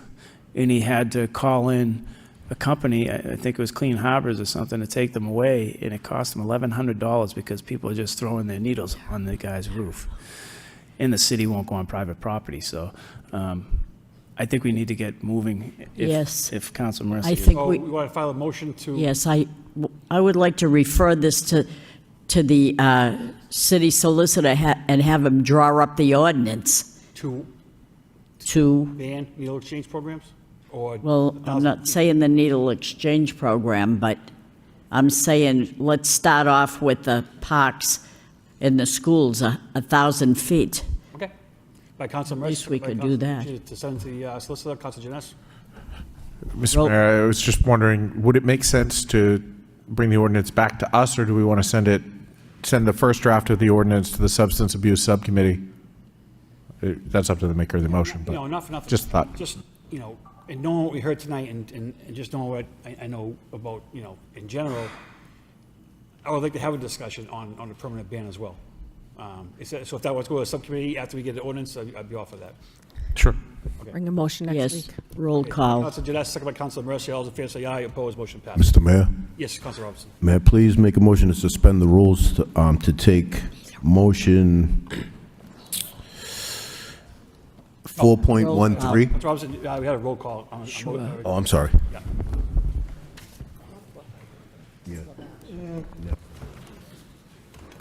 Councilor Noon. Yes. Councilor Robinson. Yes. Mayor Rourke. Yes. Councilor Scott. Yes. Councilor Yem. Councilor Belanger. Councilor Chow. Yes. Councilor Dakota. Councilor Getchia. Yes. Councilor Janess. Yes. Councilor Mercia. Yes, thank you. Council Robinson. I'd like to make a motion to suspend the rules and take motion 4.13 out of order, please. By Councilor Robinson. Second. By Councilor Noon, take 413 out of order. All those in favor say aye. Opposed, motion passes. Councilor Robinson. Request city manager for the proper department explore dedicating and renaming the intersection of Middle and Palmer Street in honor of after Theodore Ted Lavish, the mayor of Middle Street. Second. Seconded by Councilor Janess. If it's okay, I'd like to suspend the rules just to allow a speaker to say a few words, please. Just name and address, sir. Thank you. Hi, I'm Steve Severson. I live downtown, and thank you, Councilor Robinson, for bringing this up, and Councilor Janess for backing it up. I just wanted to say that I've known Ted Lavash for 35-plus years. We've been to breakfast every day for 25 years, and I've watched him working with the downtown community and with the arts community in general to bring the arts and the culture forward. He was the first person to buy a condominium in the Air Lofts, which was the first building designated under the Artist Overlay District that was established in 1999. He was the first artist to buy a condo there and has since then supported the arts in virtually every way we can think of. He spent 10 years, along with, as I did, on the Center City Committee as the representative, a stakeholder for the downtown residents. I was the stakeholder for the arts community, and we attended every one of those monthly meetings until that organization was disbanded. So I just want to say that to honor him for the work he did for the 25 years he was in this city would be appropriate. That's all I have to say. Great, thank you. Thank you. Sir, your name one more time for the clerk? My name, Steve Severson. S-Y-V-E-R-S-O-N. S-Y-V-E-R-S-O-N. Okay. Thank you, sir. Thank you. Councilor Robinson. Thank you very much, Mr. Stevenson. As you've heard tonight from the obituary, from my colleague, Councilor Janess, from Mr. Stevenson, Teddy was a pillar of the downtown community. He was a pillar of the arts community. Although he may not have been born and raised in Lowell, he certainly loved this city and gave everything he had to the city while he was here and brought the community together downtown in many different ways. And I think whatever that process looks like, I hope we can do that, because I think that means a lot to the residents of downtown, but also anyone that got the opportunity to sit, meet, have a conversation, and just laugh and joke and enjoy sharing space with Mr. Lavash. And I do think the art community, amongst others as well, are very supportive of Mr. Lavash and what he contributed to this area. So I think that would make sense, and I hope my colleagues will support this. Thank you. Councilor Janess. Thank you, Mr. Mayor. Once again, I want to thank my colleague for bringing this forward, because as has been mentioned, Ted was such a linchpin to the downtown community. Just an incredible guy, an amazing person to be around, and as I said earlier, he's the mayor of Middle Street. We'll never have another mayor of Middle Street in the same way that Ted was. So he deserves this honor. And I know the residents who knew Ted would really appreciate this. Thank you. Councilor Mercia. Thank you, Mr. Mayor. I knew Ted as well. I thought he was a tremendous gentleman, and I'm not saying that I don't support this motion. In fact, I do support it, but I'm a little bit confused about the wording rename. We're renaming, what's the name now that we're renaming it? Are we naming Middle Street? What does that mean, rename? What are we renaming? So as far as the motion goes, I wasn't sure if there was any name or anything tied to that particular intersection, so that's why I have the proper department explore dedicating and renaming. So, I mean, when the report comes back on this motion, then we'll get a clearer picture of what this potentially looks like. I think the best way to go is because... Well, having said that, I know that the engineer's office, and I'm saying this because we, many years ago, would name a corner after a veteran, and we would have to clear it first with the city engineer so that they would know that you can't name it at that particular location because the sign has been down for years, but the paperwork says that it's dedicated to so-and-so. So when you say rename, that's a good thing, but the city engineer's office will know where you want it and see if maybe years ago it was named after a veteran, maybe it's not named after anybody. So that's what I'm trying to figure out. So that's a good thing, to rename it, and the city engineer's office has a list of all the intersections, the corners of streets that probably the sign came down many years ago. So that's a good thing. I just wanted to clear that up. And also, from Councilor Janes's reading of the obituary, he was a veteran, so it just has to go to the Veterans Monument Committee, I believe, is that right? And then if the spot you're talking about, Councilor Mercier, is already taken, they can find a spot close by. Yeah, that's right, because it's that's a good motion, and it's a good gentleman that deserves it. Yes, absolutely. All in favor say aye. Opposed, motion passes. Returning to the... And Mr. Mayor, one last suspension, motion 4.14, I believe. No, 4. The IPM 15 out of order, please. Councilor Robinson, second by Councilor Scott, to take 4.15 out of order. All in favor say aye. Opposed, motion passes. Councilor Robinson requests city manager have the proper department provide options to include IPM requirements as part of all development projects.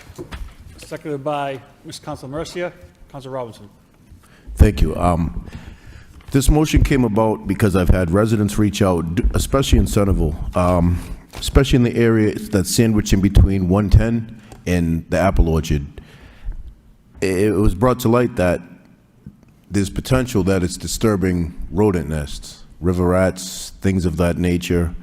And speaking to one of our residents, they forward along some very relevant information and in regards to IPM and construction and what other communities are doing in these regards. The question was asked to a specialist in this field: how does construction and disturbing animal habitats impact these methods of control when it comes to IPM and construction? Great question. Rats don't really exist underground without a very close burrow entrance. Rats are horrible engineers and poor diggers. Burrow systems are often 18 to 24 inches deep with occasional 3-foot deep systems. The burrow entrances are clusters of 4-inch to 6-inch holes within a 6 to 12-foot radius for most systems. Rats almost always burrow underneath or against an existing structure to provide shelter and security. If there's more than just a few rats, then there's a large sustained food source nearby. They recommend for any construction projects, especially large scale, 3-month inspection. A visual inspection is performed throughout the site to determine if there are any rat burrow systems, mouse or rat droppings, food or standing water sources. For wood structures, they inspect termites, carpenter ants, amongst other things. If burrows are found, they euthanize the rodents with a product called Burrow X, which is a carbon monoxide gas that's used to eradicate. They also have a standing program for IPM with large-scale construction that only uses anything that is a non-coagulant as an extremely last chance measure, because we have already banned the use of those kind of rodenticides. So I think it's something that we need to take a strong look at and work towards incorporating in project management and potential development projects. I can forward information along to DPD, if they would be interested, even to the point where it's spelled out, 1, 2, and 3 through an IPM management process that's pre-construction, pre-excavating, and all of that. So, I think it's something that could benefit the city tremendously. Thank you. And thank you, Council, for not putting rodenticides in the motion. All those in favor say aye. Opposed, motion passes. Referring to the agenda 4.4, Council Scott requests City Manager of the Property Department explore eliminating the minimum water usage bill charge beginning FY26 to promote conservation and shift burden to higher users. Seconded by Council Janess. Council Scott. Thank you, Mr. Mayor. So our current system bills the same rate for the first 1,400 cubic feet, I think is how we bill. So no matter what, if you're a low usage user and you try to conserve water, my family in particular, we don't water our grass. We get billed the same amount every single quarter, and we have since we've lived here in Lowell. I don't think it's a fair burden, and I also don't think it is a very progressive way. Like I said, you conserve, and you're supposed to be promoting conservation, and instead our policy does the opposite, I find. At least even if there was a minimum flat amount per user, if you were trying to support the system overall, I think that would make more sense. I also think it should be shifted to more of the high-end commercial users. We do offer, I had spoke to the CFO a while back about this, we offer a discount for early payment, and it even goes to the very large users, and it's given for even a 30-day payment period, which is really unheard of, I believe. So I really would like us going into, I'm not talking about right now, but going into looking at our fiscal year 26 rates, I'd really like to see that shifted to the high-end users instead. Thank you.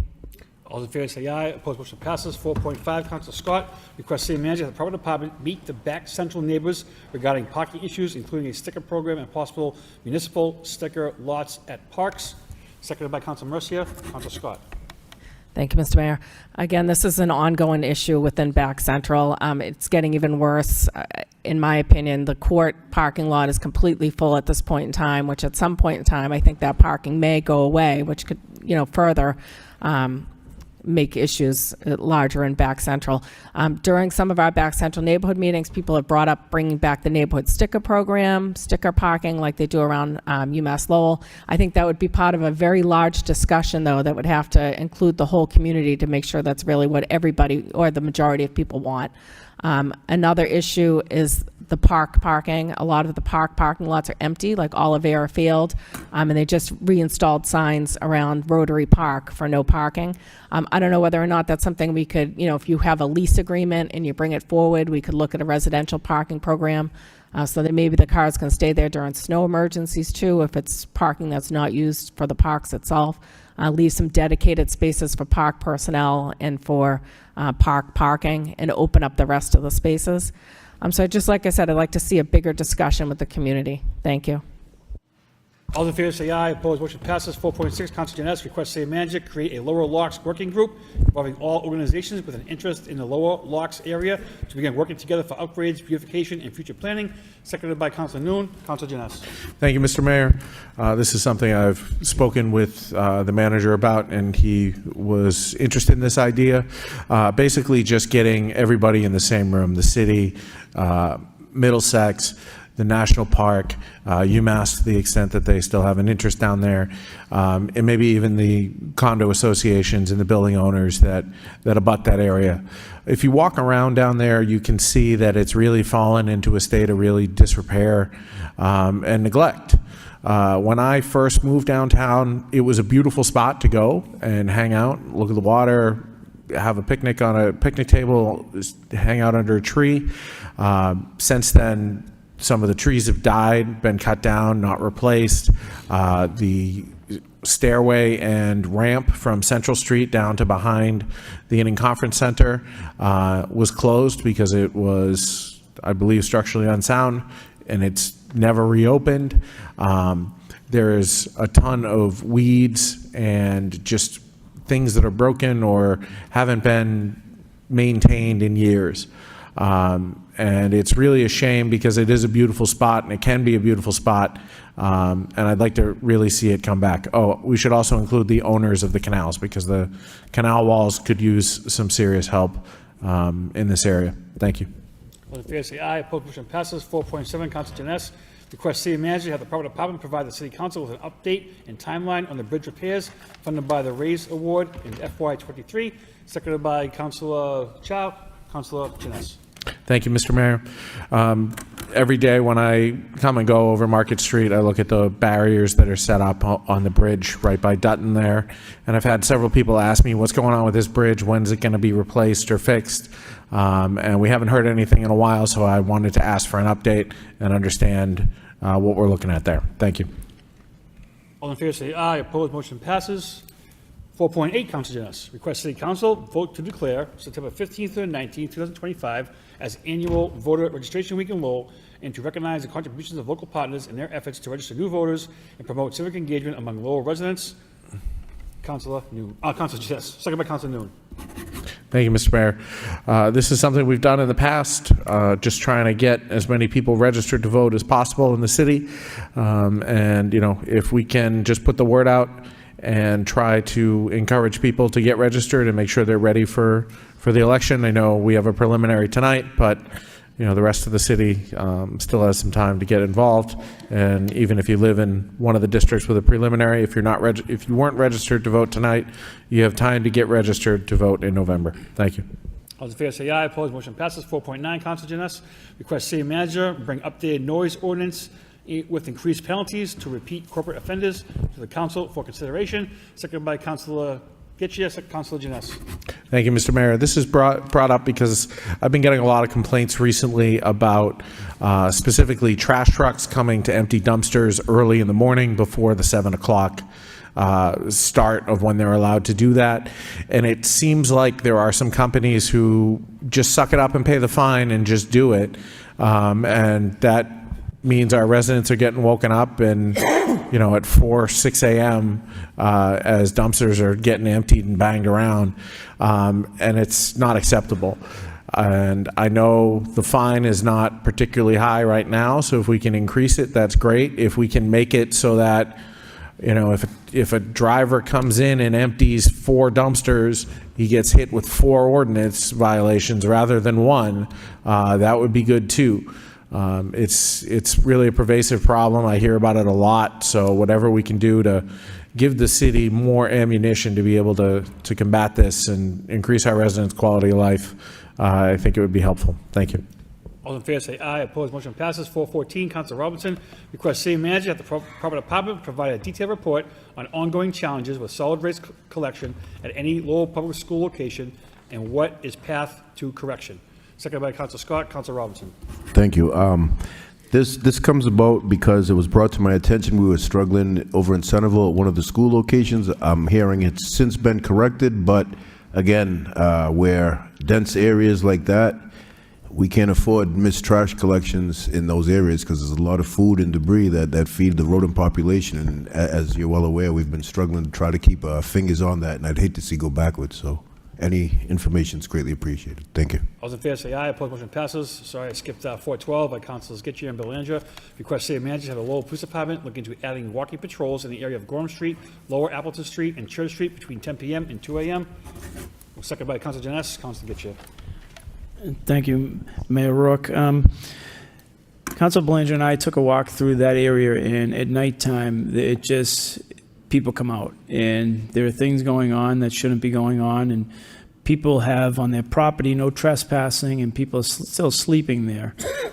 So there are areas that, if we stepped up the walking beat, I think at the period of time, it would actually make a huge difference in the area, and multiple businesses have asked for this because they can't be there at those hours. So it seems like their businesses are being overrun at night, and then when they come in, it's a major issue. So if it's the will of the council, this would be great. Thank you. Councilor Janice. Thank you, Mr. Mayor. I appreciate this motion by my colleagues. I fully agree and fully support this motion. Last Thursday, I attended an event down at the corner of Appleton and Gorham. Got out at 8 o'clock. And when I walked out, it was like walking into a different world than the one that I walked in off the street at 6 o'clock. Just so many people out and around, and just it was really kind of unnerving. I mean, I didn't feel unsafe, but I was really like, where did all these people come from and what is going on? It was a very kind of, I don't know, it just wasn't good.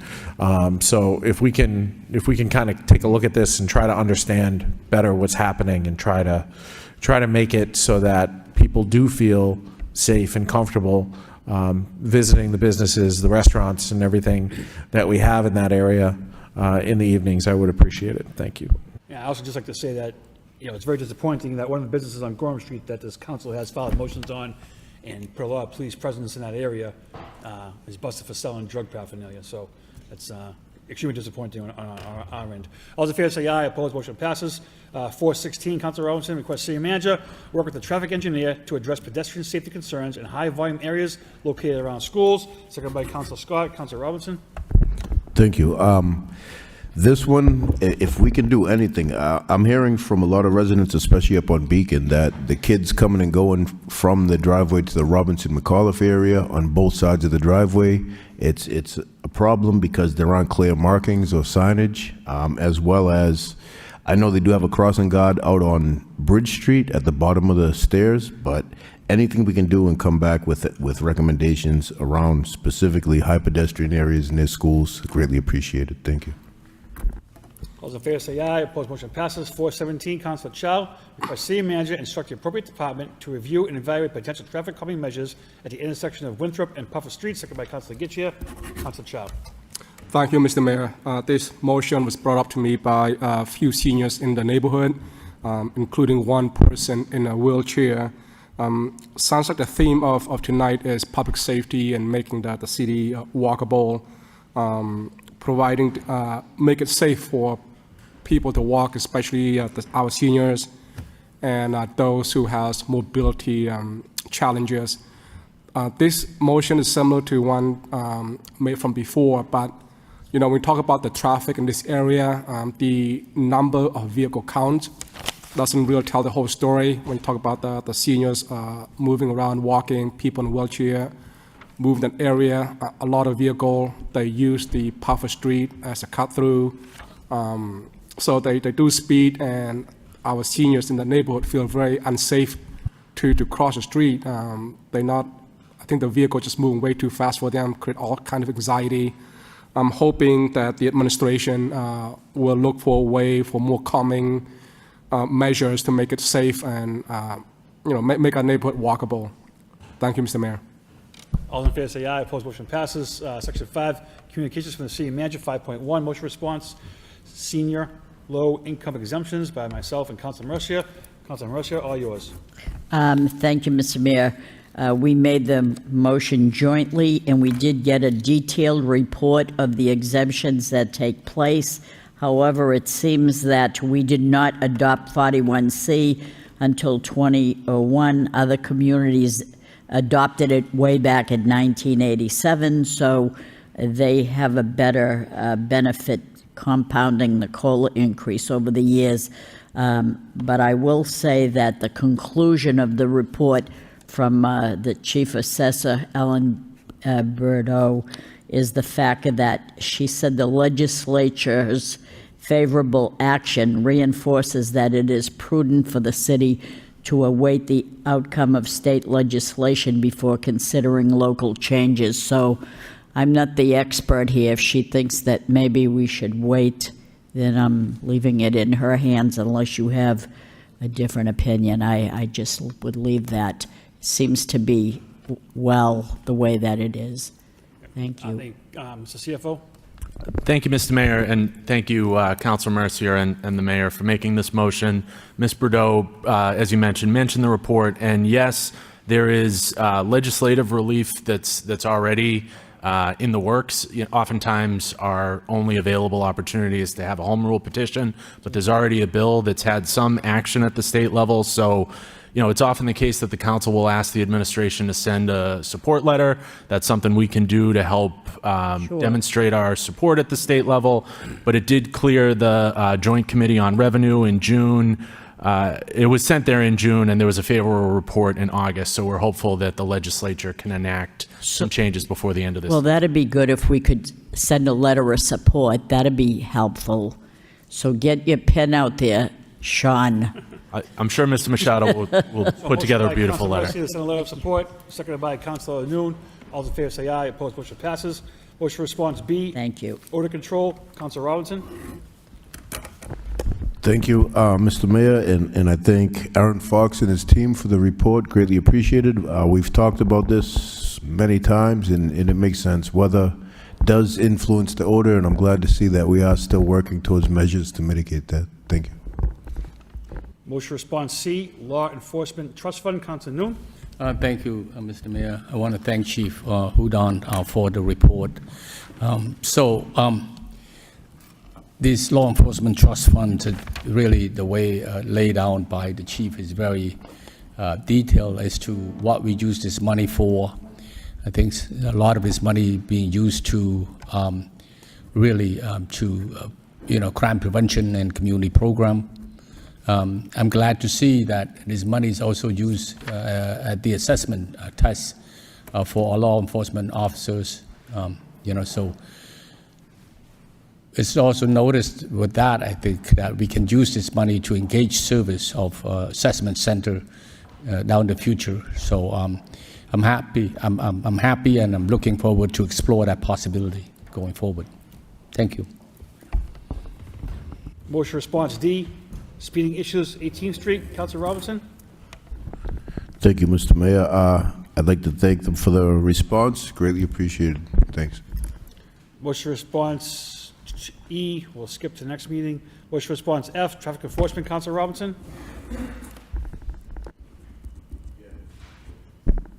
Again, thank you for the response. I appreciate Chief Hudon and his team over there. It's anything we can do to kick up traffic enforcement is greatly appreciated. I can see that we are slowly but surely making progress, and stay supportive of any of the movements that they're looking to make. Thank you. Thank you, Mr. Mayor.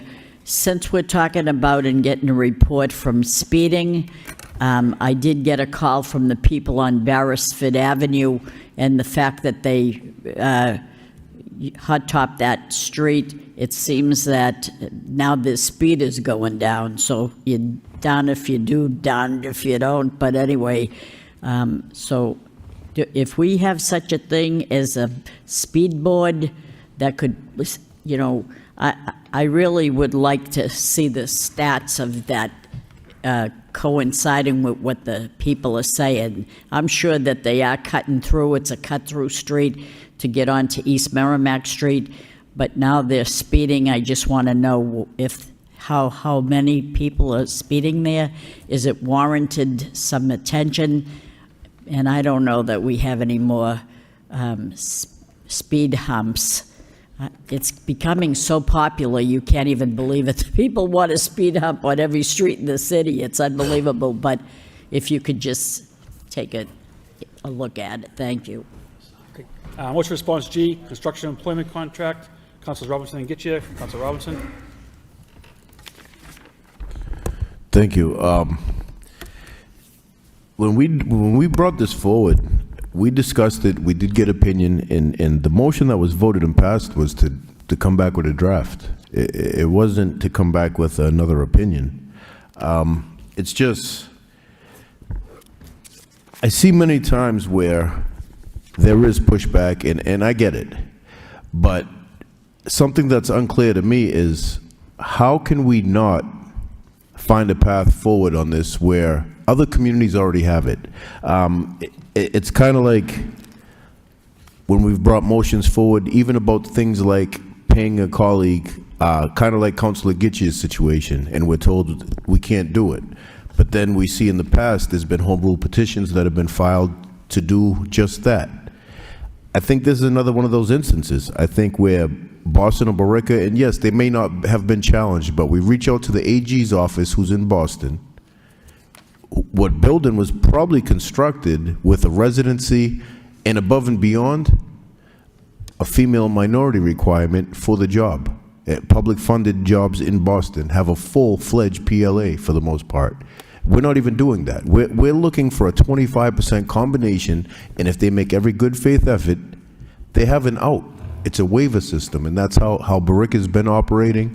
I mean, I don't see how we're not allowed to govern. And if it's true in fact that we're not allowed to mandate this, then if we had a draft to look at and to review, maybe we look to incentivize. Maybe it's something along the lines where we're not giving TIFs and ties for long-term like we've been given as generous without an opt-in to providing a 25% or so residency apprenticeship requirement on construction projects. But I just think I'd like to make a motion to send this back and at least get a draft for us to review and not an opinion piece, because that's what the initial motion was that hit the floor and is supposed to be before us now. So can I get a second on sending this back and having a draft brought forward for discussion? Yeah, I appreciate the comments. You know, I thought we adopted Councilor Gidge's motion to send to the AG, and then when it came back to do the ordinance, to come before us. And my guess is because the AG came back with a unconstitutional opinion, it kind of puts us in a crossroads. Councilor Gidge, you got anything? I guess my question is that the AG didn't really come back with anything. In fact, the AG wouldn't even go to Barica, and it says in here, AG Hurley is unable to access Barica's, which if they want to access it, I'm sure that they can get it. All they got to do is call over, and I'm sure they'll get a copy. I mean, there's plenty of ways of getting copies. But even at the end, when you look at the town of Somerset, it says, lastly, the AG concluded, we recommend that the town council consult with the town council to consider amending the text of section ID at a future town meeting to minimize the potential for such challenges. So they didn't say that it was not doable. They said to minimize the challenges to it. So that's really what we're looking for, is something in the same breath. Is there is ways of doing this, and it just comes down to minimize the challenges. And I don't think anywhere in here, everything says they may, because they're not going to give you a ruling as they said in there. I just think that there are ways of doing this, and I would ask that after even seeing the response, I don't think we're in any different place than we were when we asked for the response, quite frankly. She just basically said, you know, I'm not able to access Barica's, and we may or may not. And then in Somerset, they basically said, look, go back and minimize the potential for such challenges. Did not say it was totally not doable, in my opinion. So I would ask, I would second the motion from Councilor Robinson. Councilor Mercia? Thank you, Mr. Mayor.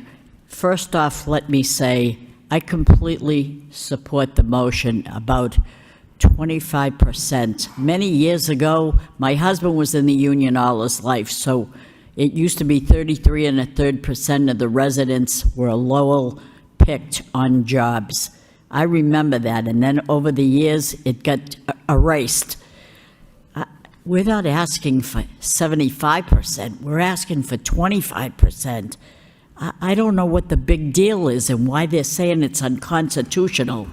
Having said that, can we, if you can't do that and we're gonna hit the wall and we're not gonna go anywhere, what if we work around it and create an ordinance for special consideration for companies that hire employees that are Lowell residents? Could we give, so that the word is out there that, gee, let's hire Lowell residents, we're going to get a cut on this. Do you hear what I'm saying? So can we put an ordinance, special consideration for companies that employ Lowell residents? Maybe we could do that, get around it that way. I would support that. I don't know what the problem is with the 25%, but at least we can, if we could refer that to the law department and see if that could help in some way. Something is better than nothing. If they're going to keep hitting us in the head saying, no, it's unconstitutional, or the Supreme Court won't do it. I'm not going to want to fight the Supreme Court, but for God's sakes, maybe we could do something to benefit the companies so that they'd have an incentive to hire the Lowell people in construction jobs. Did you hear? Yes. Maybe that would be a good thing. Mr. Sessa, is your opinion on that?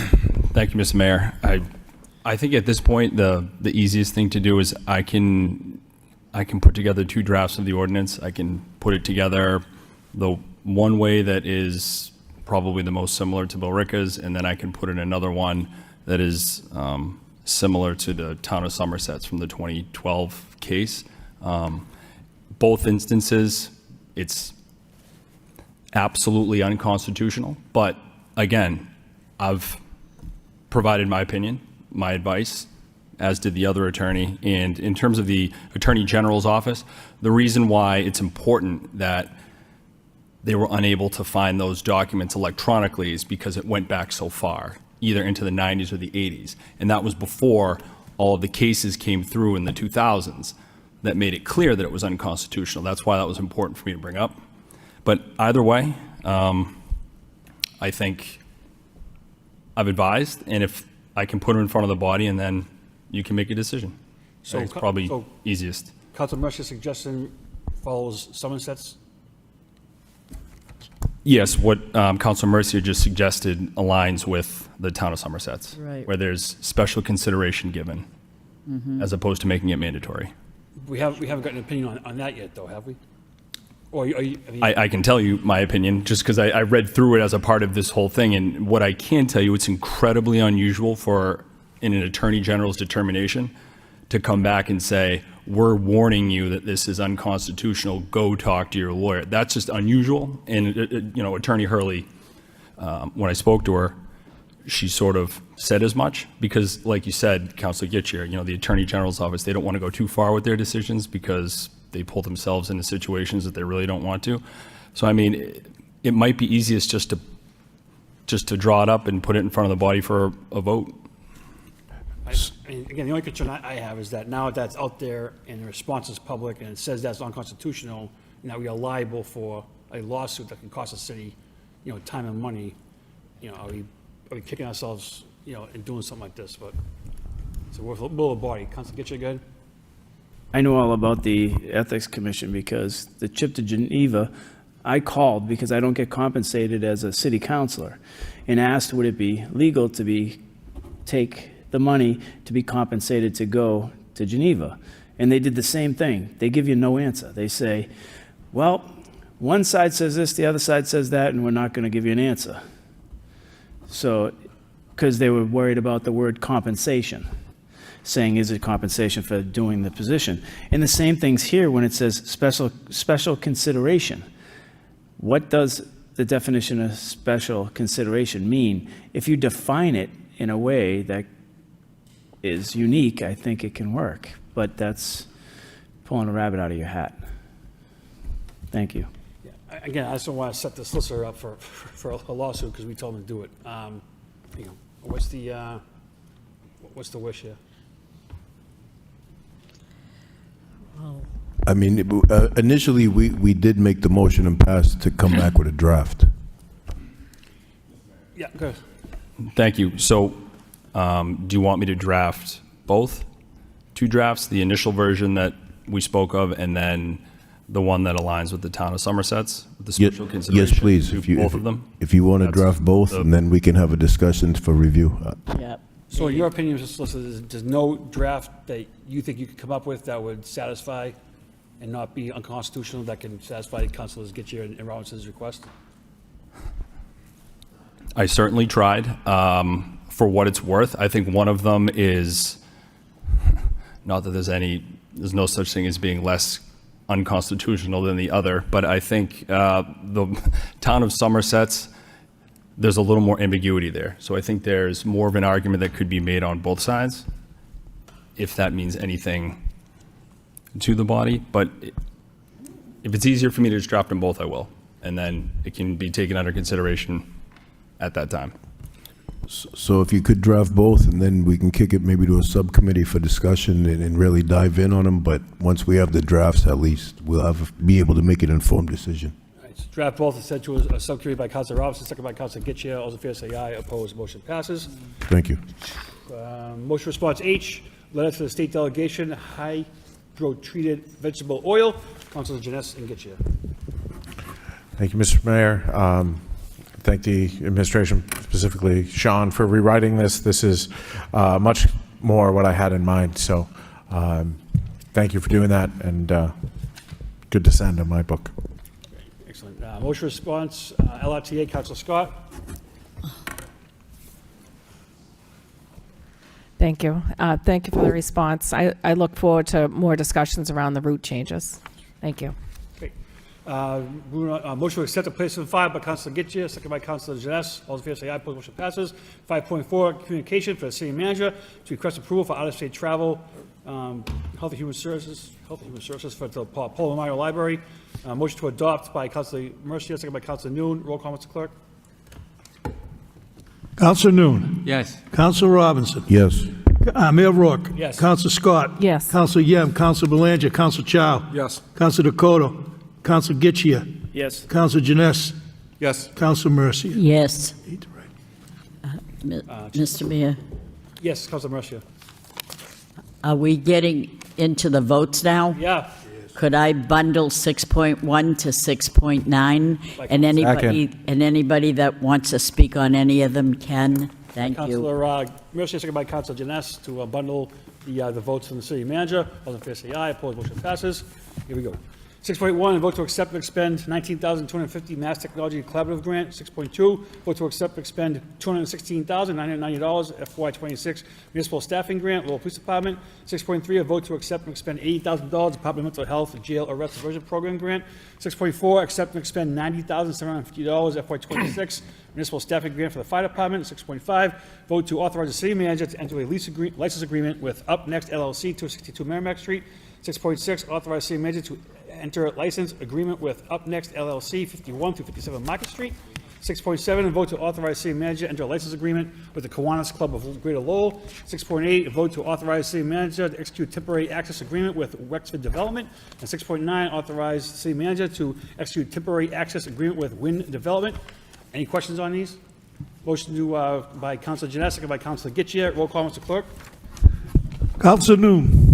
Yes. Councilor Robinson. Yes. Mayor Rourke. Yes. Councilor Scott. Yes. Councilor Yem. Councilor Belanger.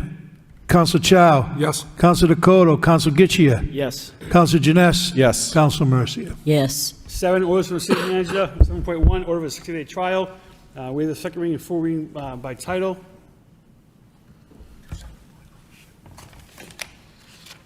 7.1. There you go. Yep. Thank you. Pursuant to Chapter 266 of the Code of Ordinances of the City of Lowell, Mass, concerning Section 266-6 thereof, entitled Temporary Experimental Regulations for Traffic Regulations, are hereby implemented for a period up to 60 days by Councilor Robinson, second by Councilor Scott. Roll call, Mr. Clerk. Councilor Noon. Yes. Councilor Robinson. Yes. Mayor Rourke. Yes. Councilor Scott. Yes. Councilor Yem. Councilor Belanger. Councilor Chow. Yes. Councilor Dakota. Councilor Getchia. Yes. Councilor Janess. Yes. Councilor Mercia. Oh, yes. 8, orders from the city manager. 8.1, orders to amend form-based code parcels 2, 3A, 4, and 5 from the Hampton Canal Innovation District. First reading, motion to refer to a public hearing on September 23rd, 2025 by Councilor Janess, second by Councilor Mercia. All in favor say aye. Opposed, motion passes. 9, subcommittee reports, public safety, July 22nd, 2025. Councilor Noon. Chairman Noon. Thank you, Mr. Mayor. It's going to be brief. You get the minute for the July 22nd already, Mr. Mayor.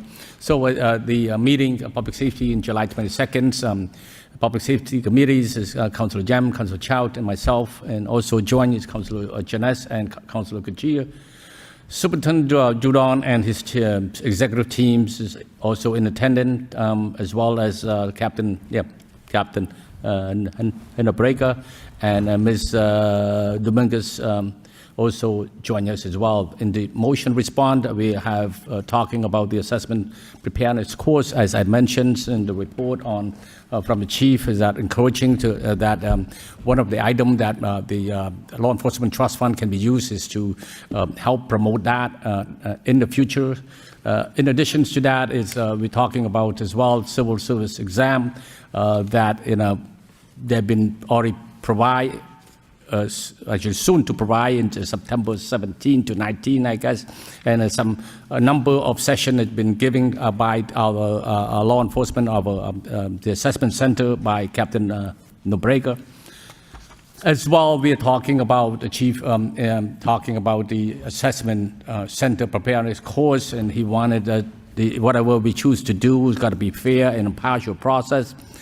A process of important to pick the right vendors. Talking about that, and we said we leave it to him because he's the chief, and he know what which assessment centers preparedness course or the vendors to be the right person. The third on the item is the hybrid hiring, also called local register. The chief talked about that in detail, said that this is a great thing. It's eliminating the requirement of civil service tests by 50-50.